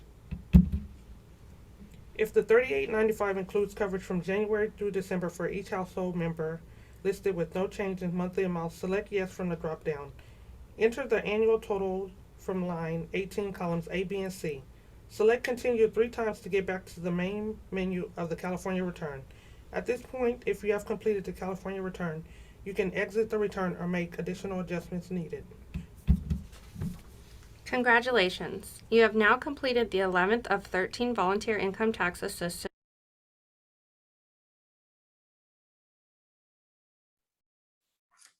Okay, so thank you, Sean. So that is, and that's good information, and I recognize that that's fast information. So again, what you probably want to do is you definitely want to review that software when it comes out for tax year 2021, and then you're probably going to have some additional training. I'm going to have some additional training on the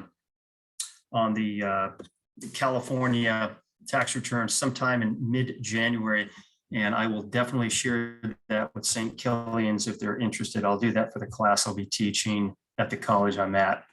Okay, real quick, there's a lot of information for the California health care mandate. And Sean, can you let me know, can you see my PowerPoint now?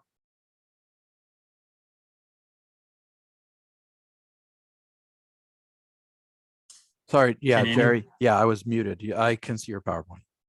Okay, great. We're going to highlight a couple things here because again, this is a lot of information thrown at you. So what you want to remember is, first of all, when you're talking about the California health care mandate, individuals who come to the Vita site, they have to have insurance. And the insurance, this is similar to what the Affordable Care Act talks about. We're talking about health insurance. So typically what happens, people will come to the Vita site and they will have some type of health insurance. It may be through Medi-Cal, may be through Medicaid, may be through some other governmental entity, but you're looking for health insurance.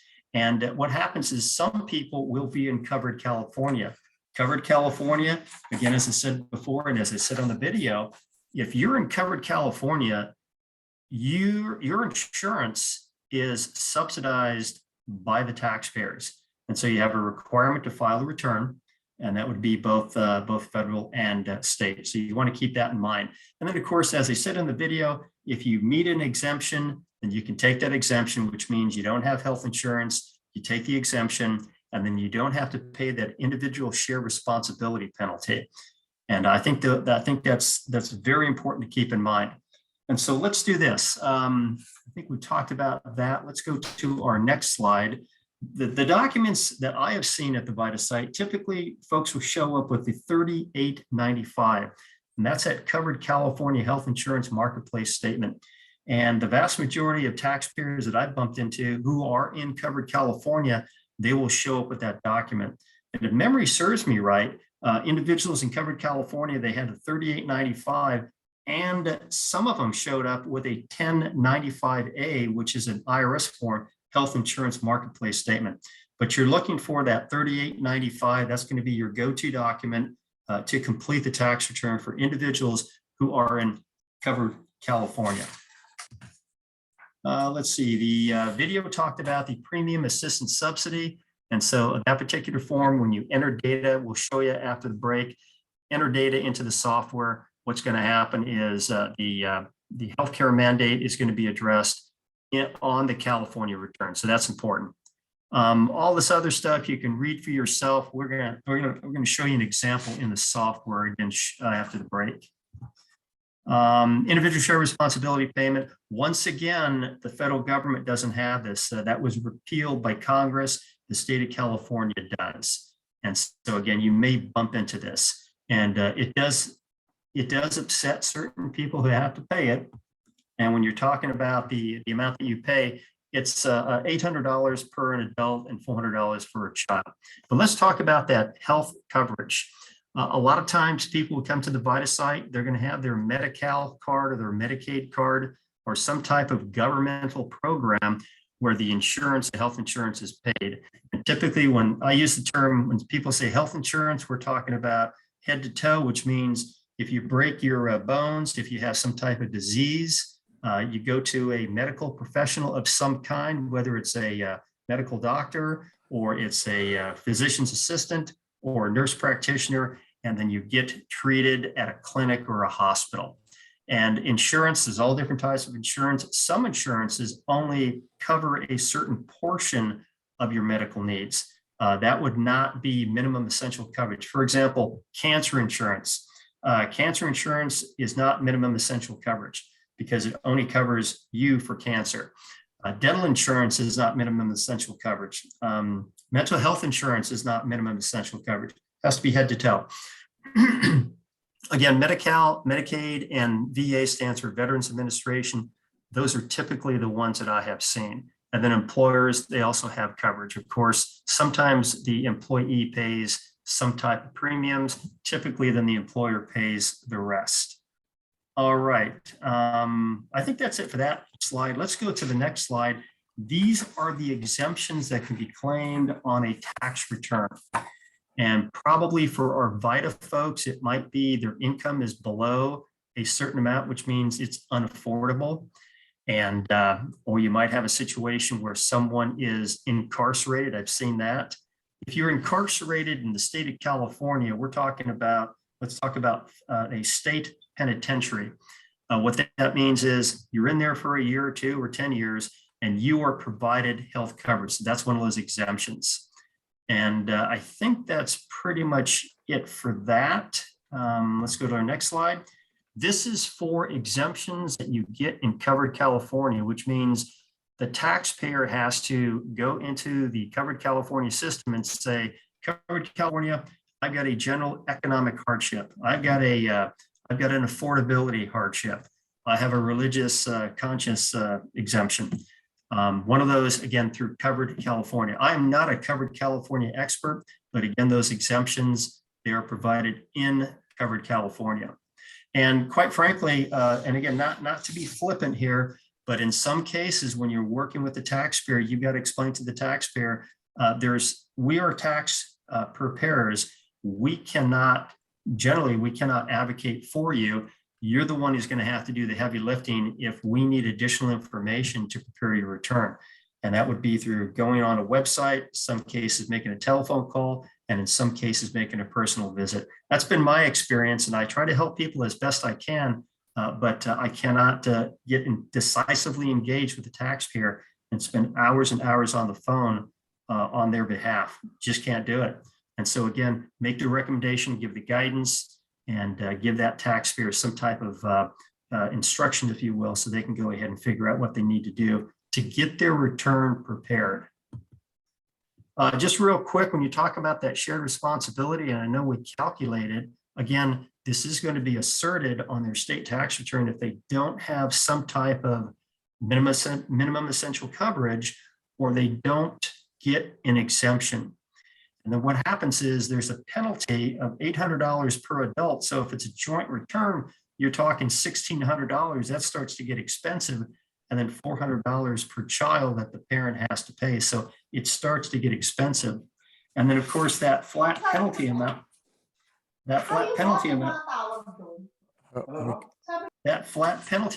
again, is either that dollar amounts that's stated on the screen here, or a percentage of household income. And so again, all of this shakes out on the form 3853.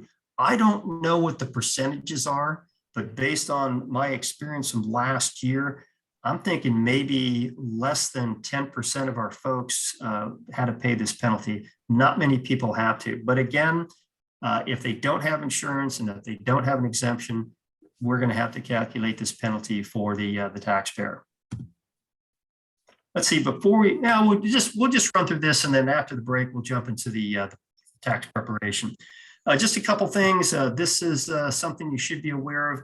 The due date for both the federal and the state returns is April 18th. And the reason for that is in Washington, D.C., there's what is called the Emancipation Day, and that's a federal holiday. And so that's the due date for returns. And then we do know that if you owe money, then you want to pay your money on it before the 18th of April. And I get this a lot. A lot of people say, Jerry, how do I pay my tax? And I say, well, there's a bunch of options. One, you can write a check. One, you can make, you can have an automatic withdrawal from your bank account. You can go on an installment agreement. You can make payment to the IRS and the Franchise Tax Board visiting their office. But the takeaway message is make your payment on or before the 18th so you can avoid penalties and interest. And then for the extension for California, it's the paperless extension. And I don't know, quite frankly, I don't know if Mel is with us or Sean. I can't remember. Do we do extensions? Do you guys do extensions at the St. Killian Vita site? I think Mel's back on the line. Mel, do you want to answer that? So what is the question again, Jerry? The question is, does the St. Killian's Vita site prepare extensions for taxpayers? Quick answer is no, we have not experienced nor encountered such. Okay. And I'll tell you my experience. I've filed many extensions for taxpayers. Those are my paying clients. I don't do it for the Vita clients. I offer them guidance and recommendations, but I don't do it. We don't do it. And so here's the takeaway for your state tax return. It is paperless, but just to remind the taxpayer, whatever they owe, whatever they've calculated, just make that payment by the 18th of April next year. And then again, you're going to avoid penalties and interest. And if they walk away with that message, they're probably going to be good to go. If the situation ever arises, TaxSlayer will do it.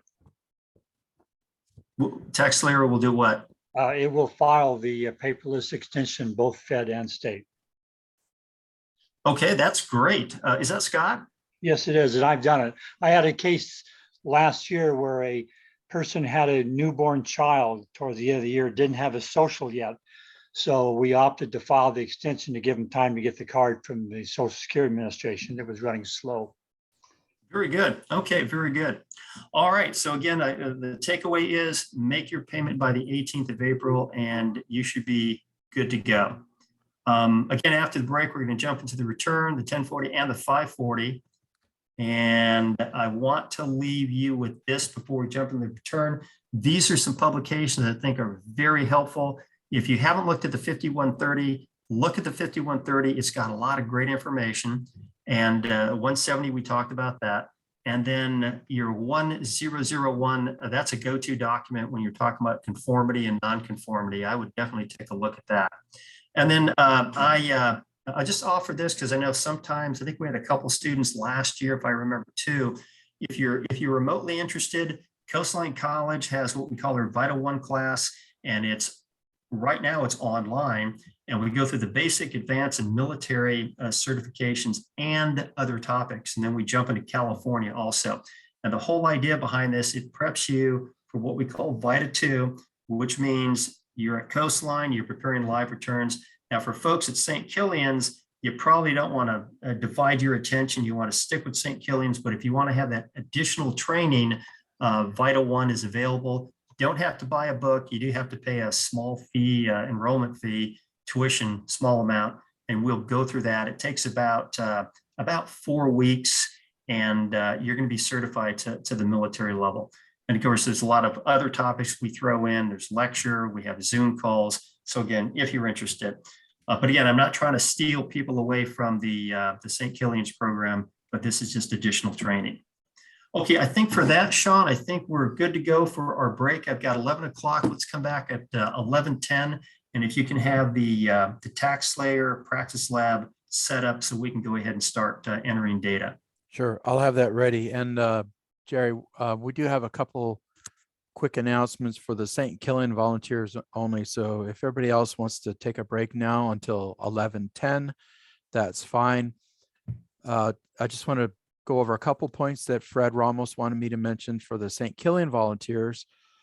Number one, if you finish your certifications, remember to go ahead and electronically sign your 13615 form and then save that form as a PDF and email that to Fred and to me because we've got to file it with the United Way and IRS and a whole bunch of stuff, and we have to keep copies of those.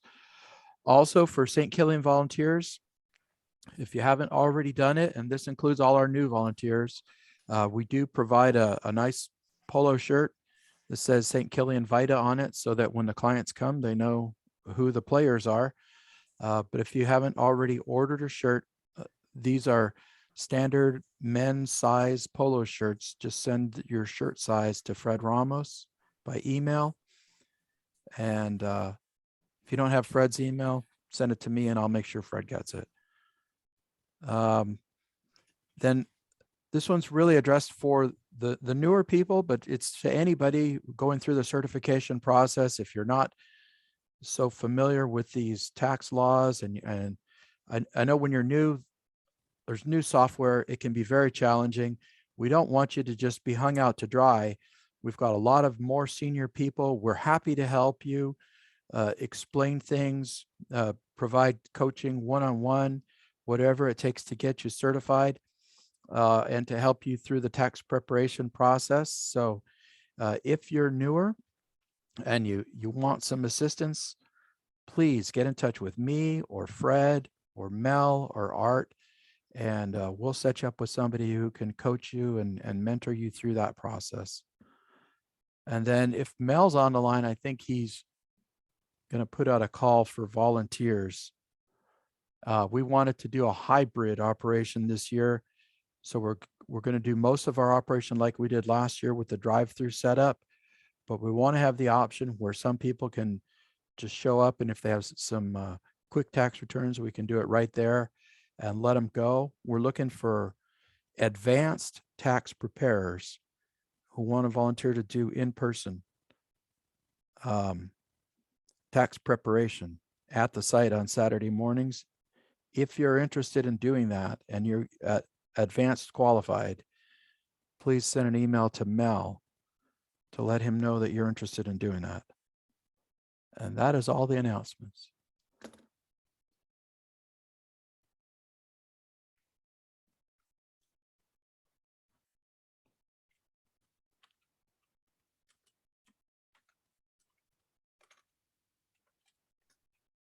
Sure is quiet. Yeah.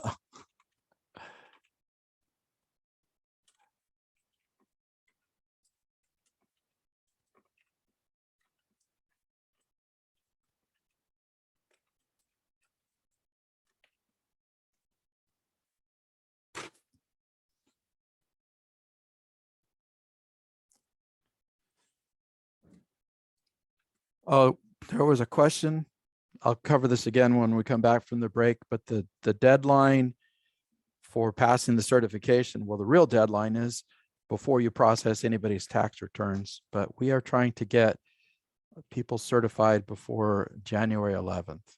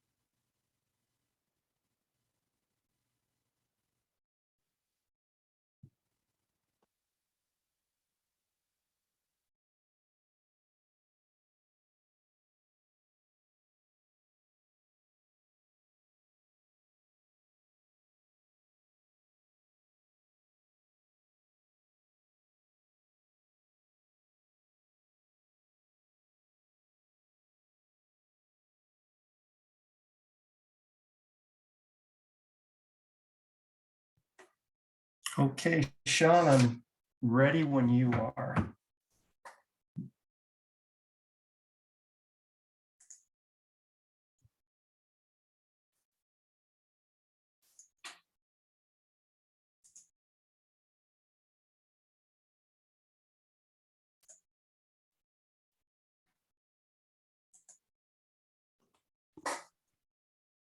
All right.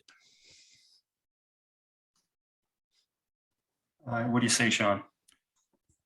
Say I'm ready to get going. Okay, so what we're going to do, folks, we're going to go to our 2020 tax program. So Sean's going to change the year. Oh, sorry. Back that up. So he'll go to the upper right-hand corner and he'll change the tax year So I got to move your face. to 2020. Yep. There we go.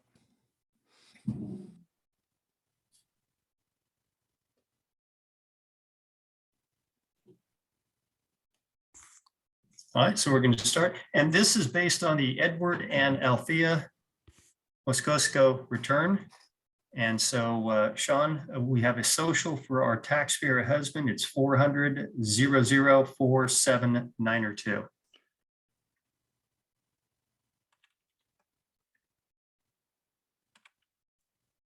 And then our taxpayer is going to be filing a joint return.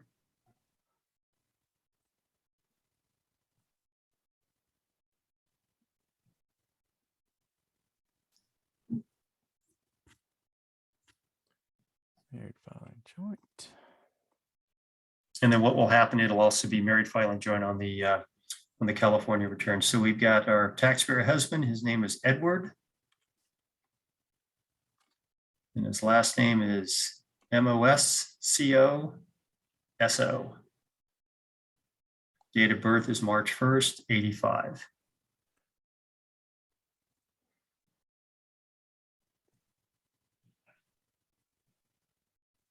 And he is an administrative assistant. And he wants to contribute that $3 to the presidential campaign. And as we mentioned before, that's not going to reduce his refund or increase his refund.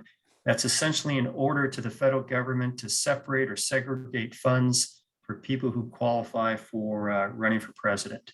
Spouse is going to be Althea. Mm-hmm.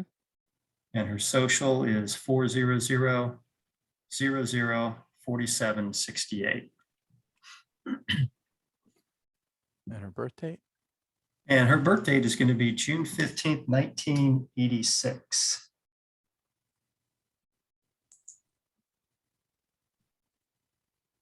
And she's self-employed.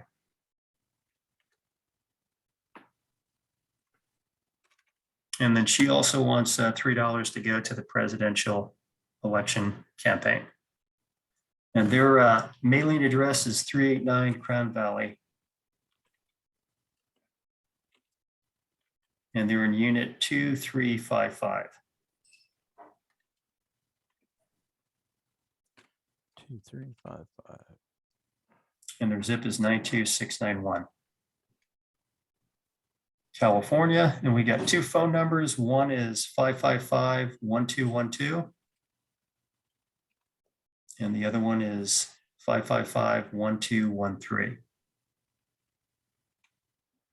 And we hit continue, that saves everything. And then again, we're in the 2020 software. And so we do have to answer these questions. It'll be similar to 2021. There's no name change. That's typically what you're going to see. We do have a renter's credit, and so we're going to indicate that. And keep in mind, the renter's credit for California is a non-refundable credit. And so that means it's a dollar for dollar reduction of the California tax. Use tax, we mentioned before, most people are going to say 0 on that. They don't pay use tax. And an example would be you buy a recreational vehicle in Kansas, you pay 5%, you drive to California, you're a California resident, you go to DMV, they're going to say, we want the rest. In that jurisdiction, let's say it's 9%, the difference would be 4%, and that would be paid to the DMV. If you go to the use tax box, and if you put 0 in there, Sean, Mm-hmm. and then the next tab, you can say no, CDTFA is the California Department of Tax and Fee Administration. They do a bunch of stuff to include collecting sales tax from businesses. Did they participate in minimum essential coverage? Yes, they did. And were they in Covered California? Yes, they are.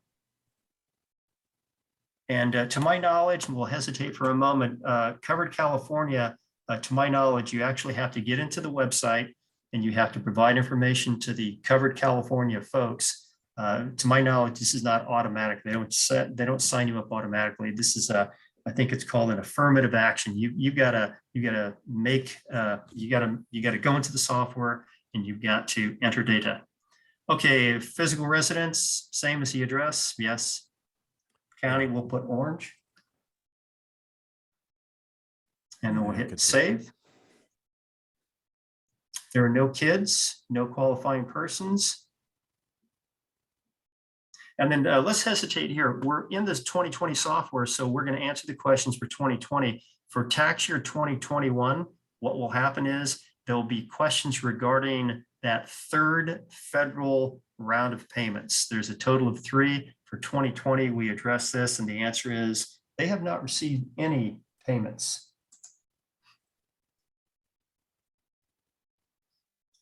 All right, we're going to get into the W-2, and this would be for our taxpayer husband. So Sean's going to open that up, and he's going to populate that for Edward. EIN is 9587654333. And that's going to come back to the T-shirt shop in Mission Viejo. And wages are 18,000. And our federal tax withheld is 1,800. And then Sean, humor me for a moment, because we've got auto population 3, 4, 5, and 6. Change the Medicare tax to $262. And so the mantra is we're going to key it as we see it in the software. And so that's how you do that. Okay, we'll cursor down a little bit. And we've got, and just show our crew here, box 14, if you will.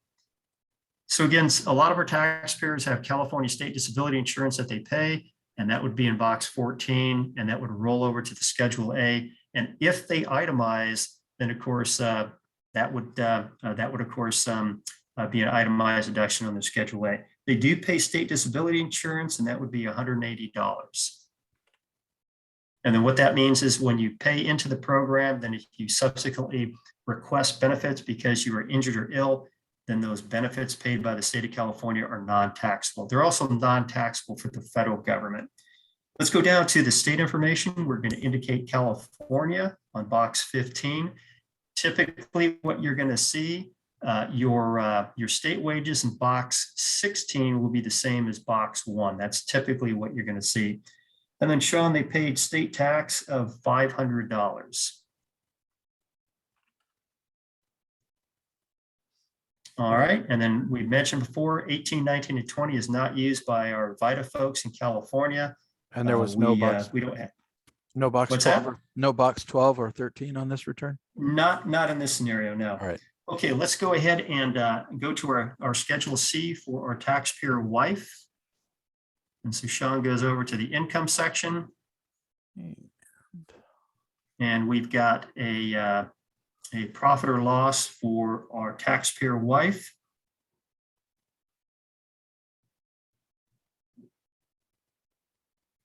And this would be for Althea. We're going to leave all this blank at the top. She doesn't have a DBA doing business as, and so all of that's blank. Our business codes, what we're going to do here, we're going to enter the code per the scenario. It's 812990. And then sometimes on my volunteers where I am a site coordinator, they get wrapped around the axle, they get excited about picking the code, and I tell them, you know something, the world will continue to rotate. Do the best you can. Just put in the code as close as you can get and then move on. I've had people who spend a half an hour, 45 minutes and said, no, just get as close as you can. And this is, as my brother used to say, this is good enough for government work. Okay, hit continue.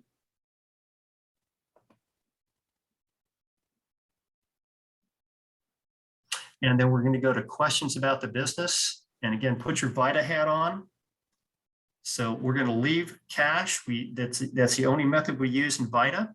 And we're going to leave that dot that says cost. We're going to leave that alone. We don't have inventory in Vita. And we're going to check material participation. And what that basically means is regular and just regular involvement in the business. There we go. So we leave that alone. Okay, that's enough. We're going to hit continue. We're going to go to income. And we're going to report 25,000 of gross receipts. And I've mentioned this before a number of times. Sometimes people will not have a number for you. I always tell them, of course, you want to be patient with them. You want to be courteous. I always tell them, if you're in a business, chances are you know about what you make, and you want to have a method to track that. And so that method is there's various ways to do it. As I mentioned before, some of my clients have a piece of paper and they scratch on that piece of paper with a pencil their receipts. Others have QuickBooks. It just depends, but you want to make sure you report what you're receiving.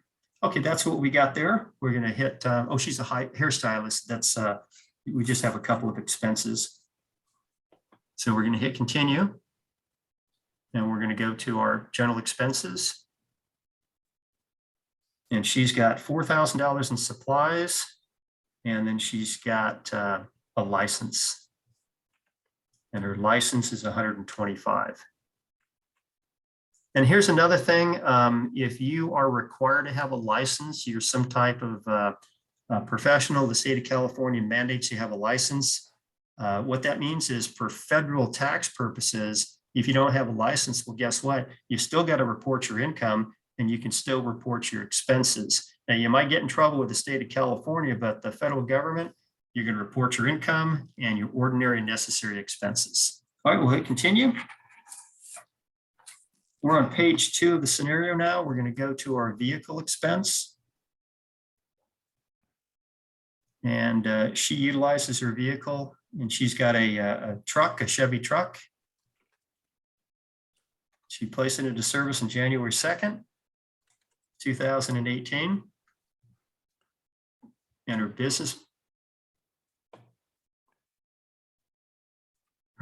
miles are 3,000. She has no commuting expense. She's got other miles of 4,000.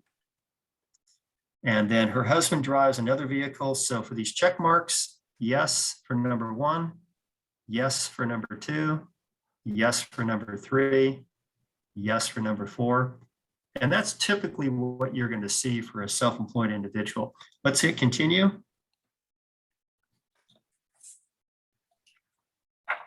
And then what Sean's going to do, he's going to hit continue. We're going to go to our interest income.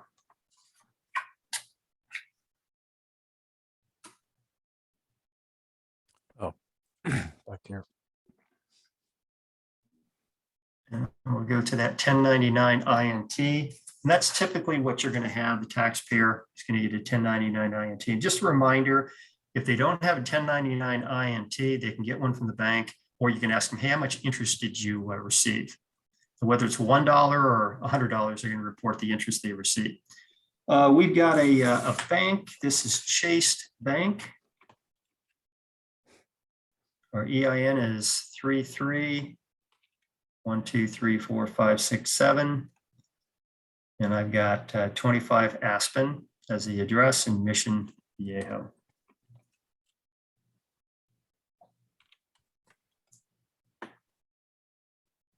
And then we're going to report interest income of $25. Was this a joint account? This is a joint account, correct. And that's all we have there. And then what I'd like you to do, Sean, is go ahead and save that, hit continue, and then open up another 1099. And this is just for instructional. We're going to talk about California now. So that $25 that Sean entered, that's going to be taxable to the feds and taxable to the state. Now, what we're going to do, we're going to show you another one. Go ahead and hit interest income. And then make up a bank. Any bank. And make up an EIN. Any EIN. Make up an address. Any address.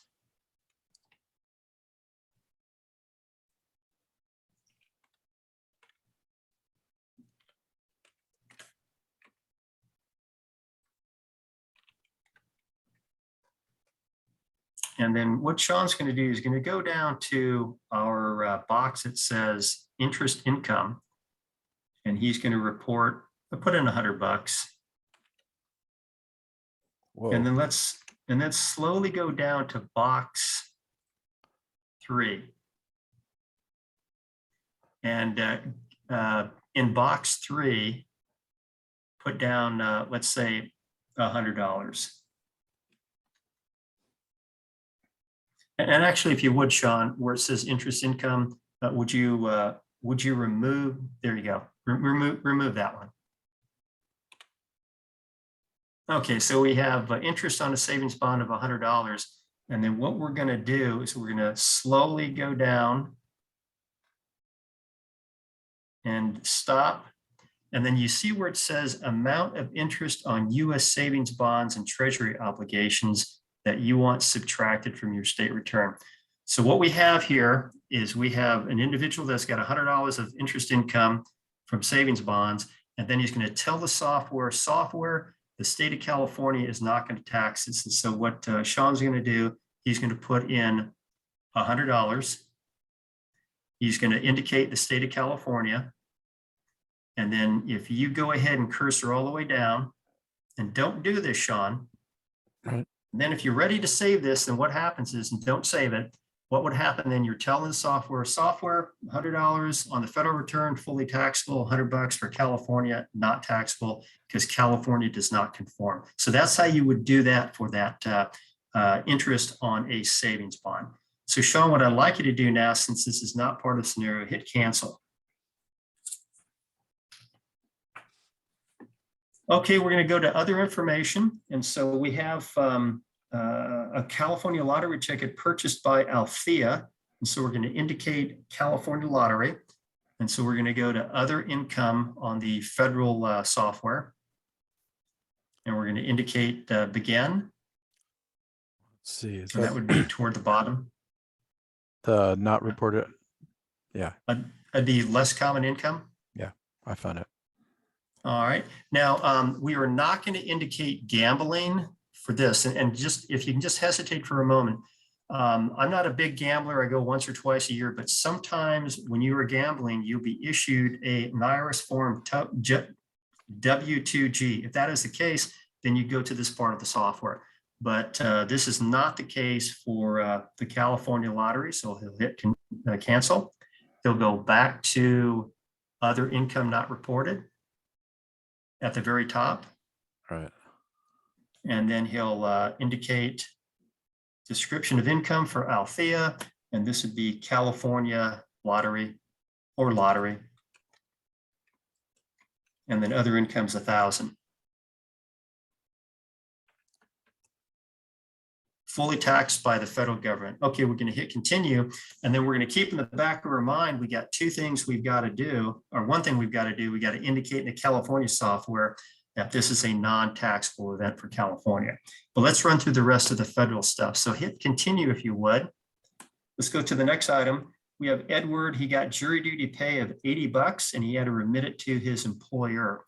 So we're going to go to other income. We're going to go ahead and open up add other income item. And we're going to report that $80 for Edward, and that's jury pay.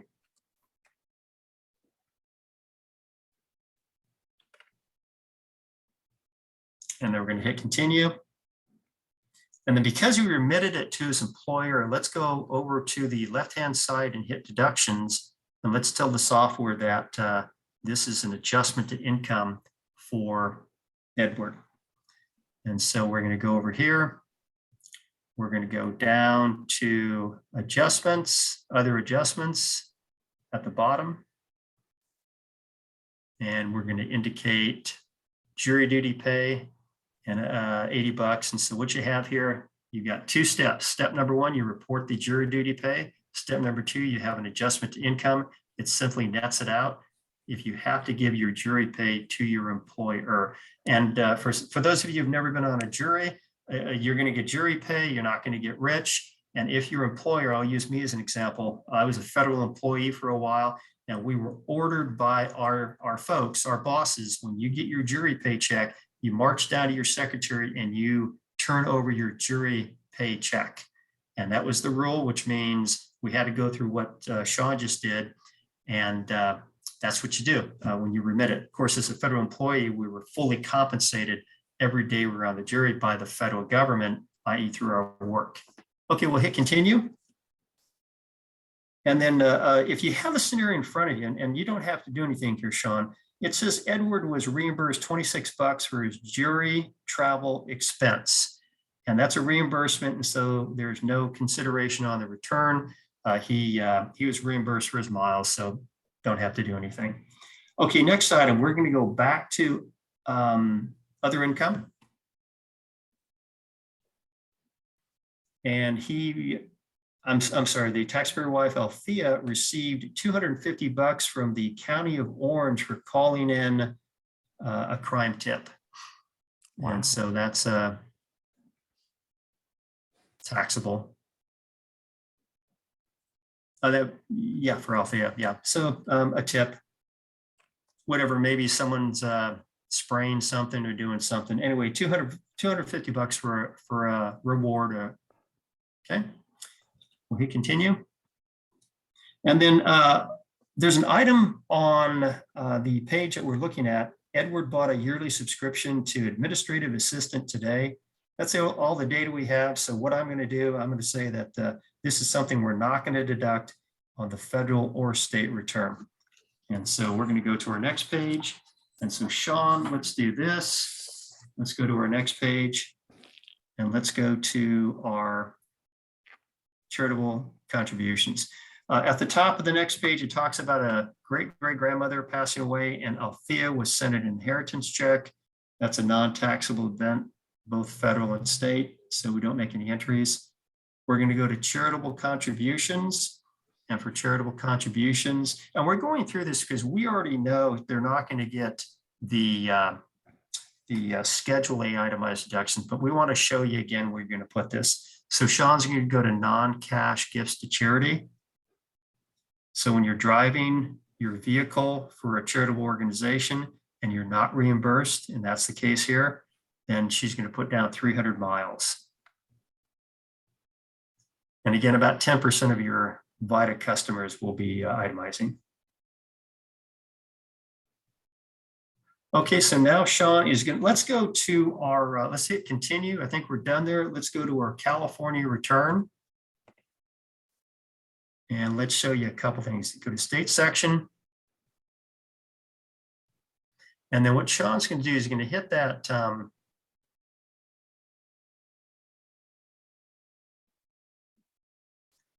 he's going to go back to the California. That's okay. Yeah. I've done that 1,000 times. We'll go back to state section. We're going to hit that blue pencil, which is edit.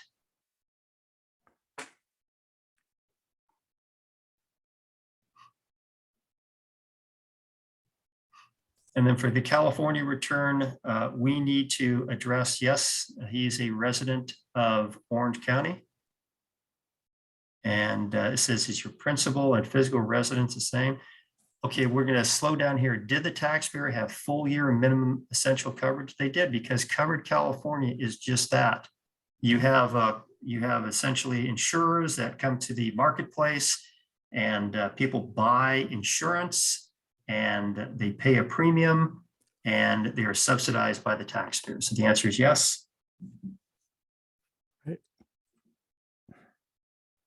Okay, now we've got the marketplace information. This is the form 3849, and the 3849 is called a premium assistance subsidy. And so what we're going to do here, we're going to start at the top. Sean, do you have someone who can read for us? Let me see. How about somebody hasn't read before? How about Sue Murphy?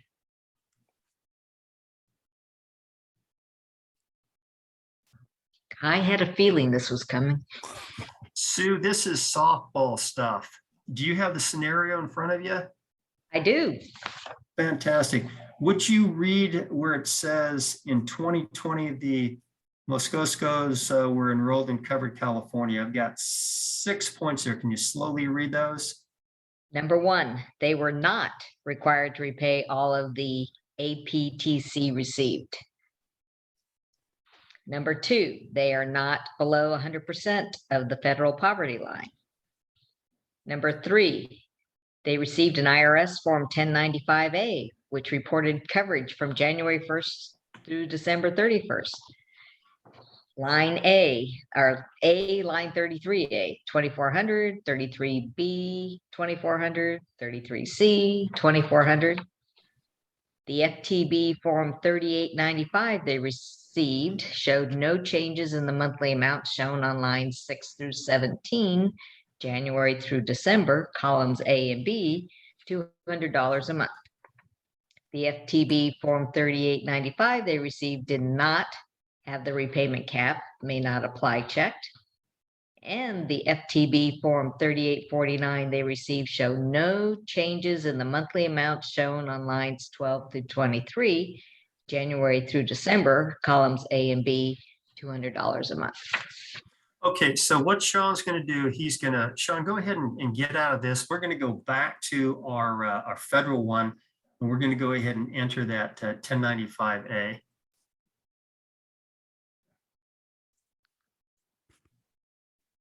Well, it wants me to. Yeah, you're going to have to, go there you go, All right. exit. And it's thinking. And Yeah, just go back to the federal section. federal or health insurance. It would be the health insurance under the federal section. Right. Okay, so I'll read it. Did you or your spouse purchase health insurance through healthcare.gov or the state marketplace? And the answer is yes.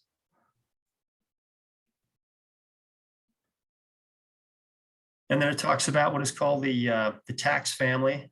And the answer is continue. And then it talks about the advanced premium tax credit. That's a federal thing. And it says, are you required to repay? The answer is no. Generally, it will be no. Then it talks about, is the household below the 100% of the poverty line? The answer is no. And then it says, does the 1095-A include coverage from January through December with no changes in the monthly amount? And the answer is yes. Yes. And then it gives you that drop down, and you're going to look at that document, the document being the 1095-A, and you go down to the bottom where you've got line 33 Alpha, 33 Bravo, and 33 Charlie. And we're going to put in 2,400 for each one.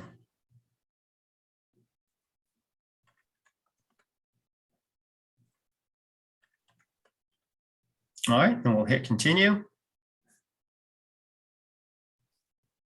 And then we're going to go back into California and we're going to address these questions.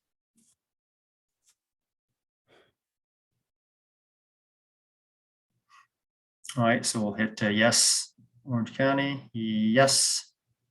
And again, yes, they've got, and yes, they're in the California marketplace known as Covered California.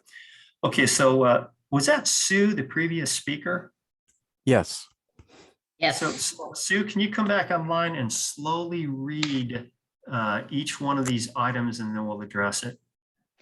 So the FTB Form 3895 they received showed no changes in the monthly amount shown on lines 6 through 17, columns A and B, $200 a month.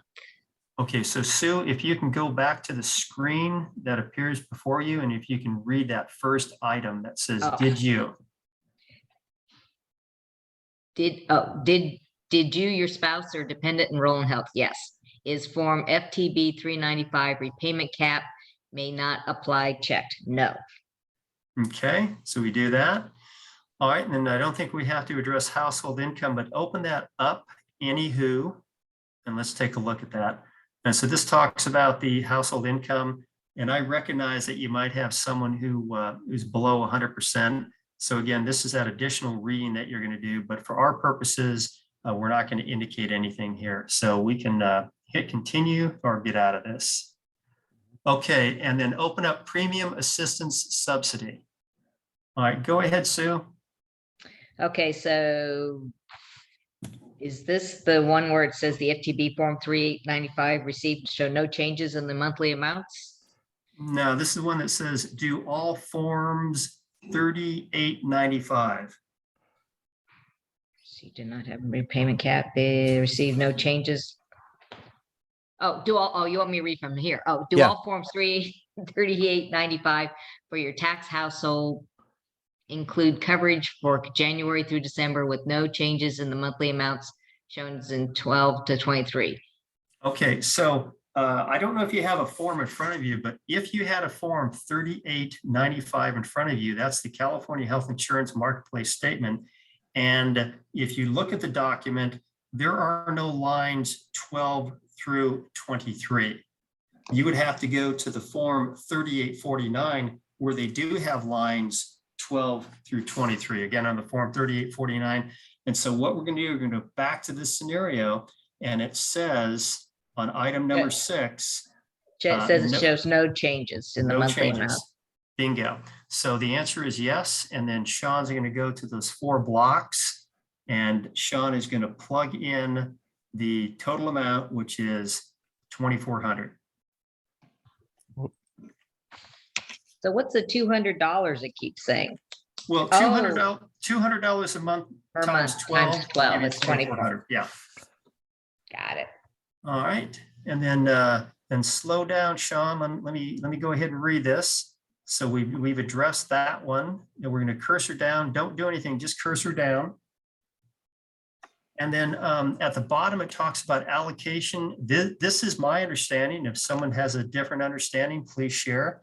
We don't do this in the Vita program, the allocation of a policy or alternative calculation for year of marriage. We don't do that. To the best of my knowledge, that is outside the scope. So we're not going to address that. Can you continue? All right, we come back here. Now, Sean, what we're going to do, we still have to tackle that California lottery thing. And so we're going to go to subtractions from income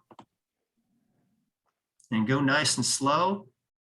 Don't do anything here where it says student loan discharge. But again, if you have a student loan discharge, we know for the state of California, for those 3 items, death, disability, or a school closing, i.e. a for-profit school, for California purposes, that student loan discharge is non-taxable, but we don't have that here.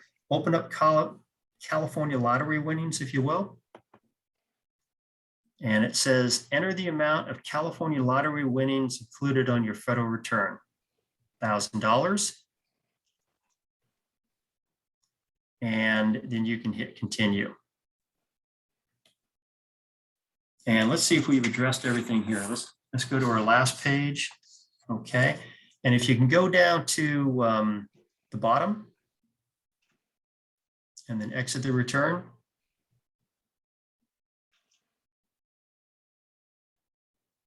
And then just a quick aside here, and don't do anything, Sean, when you're talking about the purchase of a California lottery ticket, we know that's gambling. And if the individual itemized on their federal return, that would be a gambling loss on the Schedule A, but we're not going to do anything here because we don't have an itemized deduction.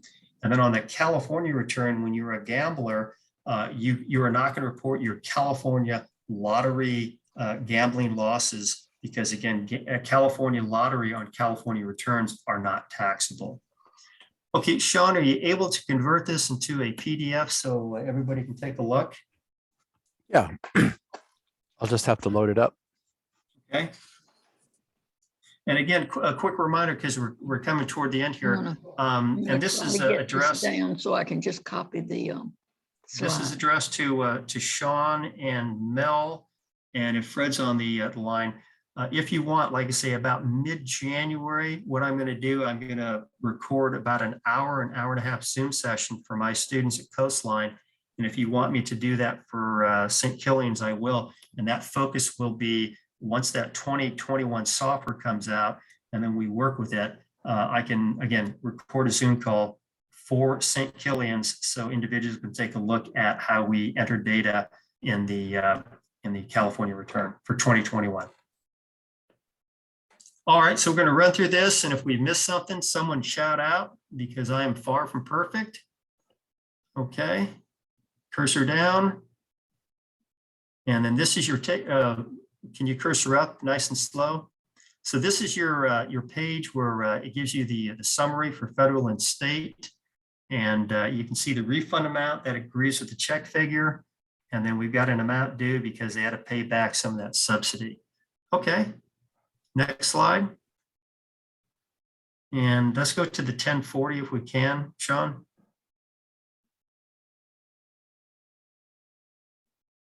Okay, so we've got our income on line 1 for the wages. We've got that interest income. We've got a Schedule C net income. We're going to look at that. You can see on this particular document that they are taking the standard deduction. They do get that qualified business income deduction, which is 20% of the net income. Taxable income is 9818. We're going to go to page 2. On page 2, we see the amount of tax, and that's $983. Other taxes is self-employment. Total tax liability, line 24, is $3689. We see the amount withheld. We see that recovery rebate credit. And of course, the difference then is the $1,711. So that's good. They're getting a refund. Okay, we'll cursor down. And we'll go to Schedule 1. Additional income. You can see the amount of the Schedule C net income, and you'll take a look at that other income momentarily. The 1/2 self-employment tax, it's calculated automatically. And then Sean, if you can cursor down just a teeny weeny bit, this is a federal return. And so if you have an adjustment to income, i.e. alimony paid under the old rules, it would appear there. If you have a penalty on early withdrawal of savings, that'll appear on line 17. If you have student loan interest deduction, that appears on line 20. Cursor down to Schedule 2. That's your self-employment tax. Sometimes you'll meet a young adult, sometimes you meet an old adult, and they have no concept of what self-employment tax is. So you explain it, you got to pay it if you've got net income of more than $400. And what that does is that helps support the Social Security system. Next slide.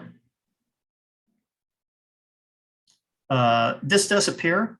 Of course, we know they don't itemize. And so I'll tell you what I do in my private practice. I remove the Schedule A.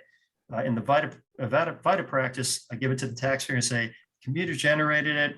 You're not getting the itemized deduction. This is nice to know stuff. Okay, next slide. And yeah, next page. Again, interest and dividend income. We know that. This is the Schedule C, cash basis. We know that. It reports their ordinary necessary expenses, their vehicle expenses there. And if you go down to line 28, you'll see the total expenses. And then if you go down to line 31, you'll see the net profit, 19,150. Okay, next slide.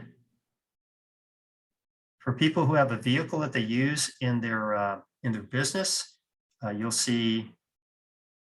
Oh, can you bring? Right here. Can you bring up the vehicle? There you thing, go. Sean?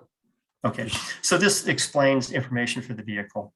And again, in the Vita program, we only do the standard mileage rate. We don't do the actual expense. I've had a lot of taxpayers say, well, I want the actual expense. And I tell them again, I use caring words. I'm respectful. I said, that's outside the scope of Vita. We don't do that. You need to go to a paid professional.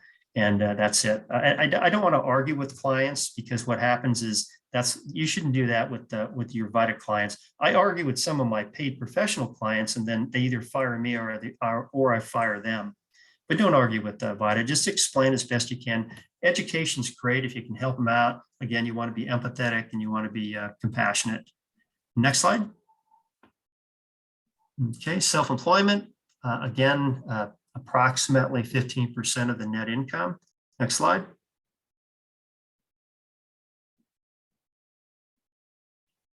This is 20%. That's the best way to describe it. If you are going through the document, just say, this is from the Tax Cuts and Jobs Act of 2017.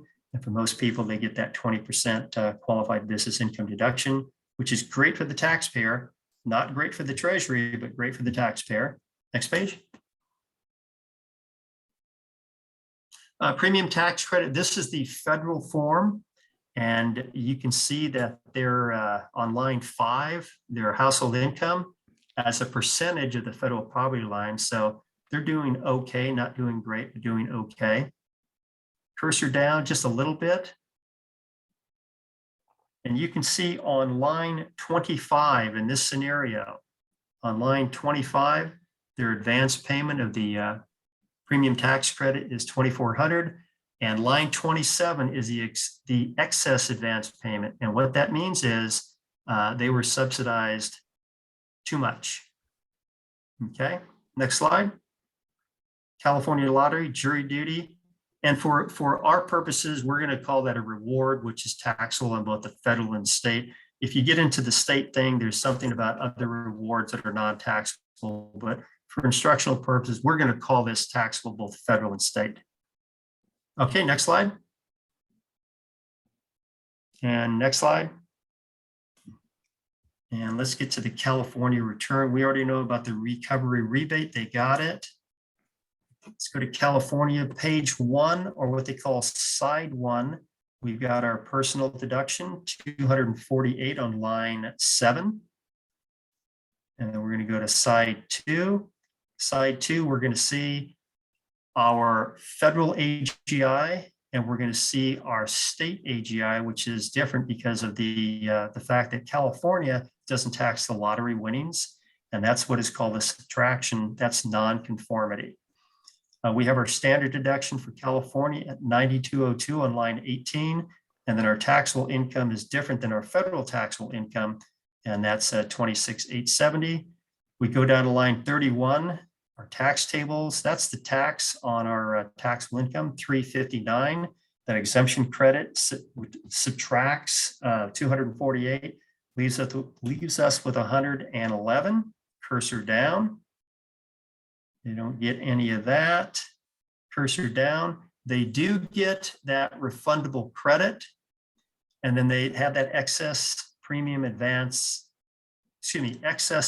premium assistance subsidy repayment of $1,550 per the entries that we made.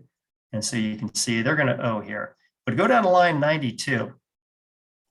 Line 92 says they have full year coverage. So if someone has full year coverage, that'll be checked if you've made the appropriate entries. And then we cursor down, line 100 is tax due. And then just a quick aside here, you may have a taxpayer who's making contributions to one of these various funds. If they do, then they can do it on their return. And of course, it may increase the amount of what they owe, or it may reduce their refund amount. And I've looked up some of these particular funds, and in my opinion, I think they're well worth giving money to. Next slide. And then you have the amount that's owed, which is line 114. Let's go to the next page. This is that California CA 540 that the FTB folks talked about in the videos. And so this is something when you study, you're going to see line B as in Bravo, column B as in Bravo is going to be your subtractions. And then your additions, which you probably won't have in the Vita program, is column C as in Charlie. But you can see the difference there. Okay, next slide. Now, we did not have any itemized deductions for this taxpayer on their California return, but you can see that part 2 sets up the differences between the federal and the state itemized. So sometimes you got to go in, for example, let's say you've got an individual who has California itemized deductions and they paid a tax preparer. So we know on the federal return, they're not going to get that tax preparation fee that they paid, but they will be able to take that tax preparation fee on their California itemized deductions. Okay, I think it might have one more page. Yeah, this is the rest of your itemized. Can you cursor up to that one page, Sean? Sure. So yeah, it says right here, job expenses and certain miscellaneous deductions. So just keep in mind, you might have a situation where someone has paid tax prep fees. And again, they're going to make that entry in the California software, but they're not going to take it on the federal return. So, okay, so that I know that's a quick review. But again, this is something you're going to be working with in the Vita program, so you may have to make changes to the California return. So with that, I'm going to turn it over to, this is, you can look this up. I'm going to turn it over to Sean. I think we're about done. All right. Well, thank you everybody for hanging in there with us. I know at times this was quick, so I am going to be sending out a few links on the email today when this video gets posted. I will include a link to the California Franchise Tax Board videos.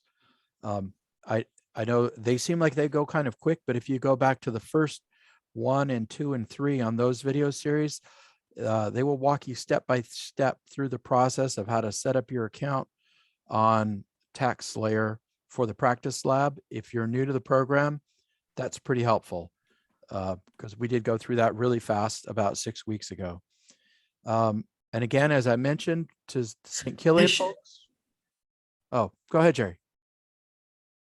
Sean, I was going to say, when you also post that, can you also post that that PDF of the federal and the state return that we reviewed just now?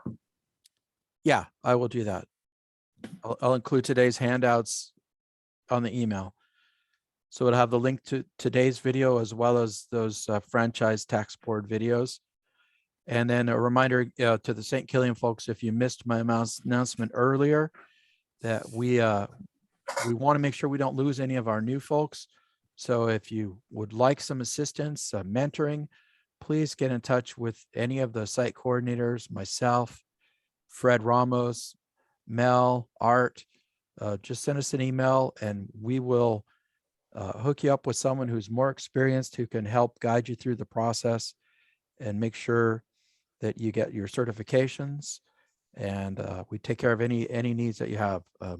I know some folks are feeling a little shy about interacting with individuals, and we're not going to throw you into the fire. The first time I did this was 1978, and I only did maybe 5 taxes that summer, but that's okay. You know, every little bit helps, and as time goes on, you become more used to it. You'll have more advanced certifications, and it all helps out the community. And for those of you who are from other sites, I'm sure your site coordinators will have the same kind of offer. If you're looking for some assistance or guidance, just go ahead and get a hold of your site coordinator. That's what we do. We're leading and serving leadership. So that is really, there are some comments and questions real quick from the chat, Jerry. Yeah, I can stay on the line for a few minutes and attempt to tackle some of those questions. So, well, one of us a comment, which I think you've already addressed, the example about the crime rewards are normally not taxable income under 1099 miscellaneous instructions if they are received as a reward for criminal activity. Yeah, that's why I made a pen and ink change on the fly. We just called it a reward. All right. And then also just a question about jury duty pay. If they don't itemize, do they have to make that adjustment? The question is for jury duty pay, it's a fully taxable event. If they remit their check to their employer, then of course they'll take the adjustment to income. Right. And that's so, whether they do or do not itemize on the federal return. Okay, so you do not have to itemize in order for the adjustments to income to show up. All right. That is correct. That is correct. Another question, what does it mean to allocate? Oh, that's an easy one. That's outside the scope of Vita. And if you want information about allocation, then you should go to information pertaining to the premium tax credit. The last time I did that, I think was 4 years ago. I went through some training and I have never touched it since. All right. And then here is another one. It says, hi, Jerry. On behalf of St. Killian Vita team, we want to thank you for being a phenomenal Vita instructor and volunteer, always going above and beyond. For us, you made the training fun and interesting. Bravo, Zulu. Thank you. I appreciate that. And once again, as I've mentioned, there's a lot of very sharp people. In fact, if I can, if I'll just point out one guy. You got a guy on your team. His name is Scott. Scott, I'm sorry, I forgot your last name. He is a phenomenal preparer. So you got guys like him, and of course, probably a dozen other ones that are really good at St. Killian. So rely on those senior folks, the ones who've got a lot of experience, and you're going to be in great hands. Okay. Well, I got 1 minute to 12. Does anybody have any questions? I do, Kimmy. And also, I checked my email and I don't see that that email that you sent about the wrong question in the textbook. Yeah, I'm going to be sending So that if you after have, this training's if you over. have time to, Yeah, when the Okay. training's over. I can't right. do it. Thank I'm you. running 4 different things on my computer at this point. okay. I'm sorry, thank you. Okay. Fred, we can't hear you, Fred. You're in a tunnel or something. Well, Fred's talking. I don't know if you guys can hear him. No, can't hear you, Fred. Fred, I see your lips moving.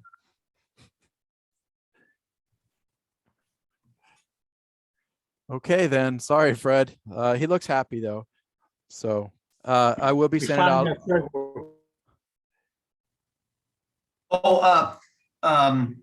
Sean, Yes. Yes, Jerry. I forgot one thing.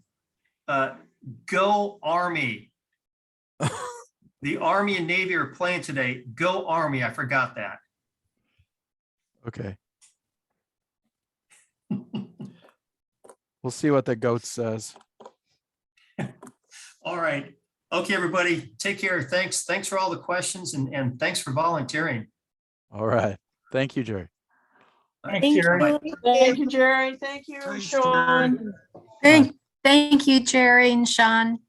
Very welcome. Yeah.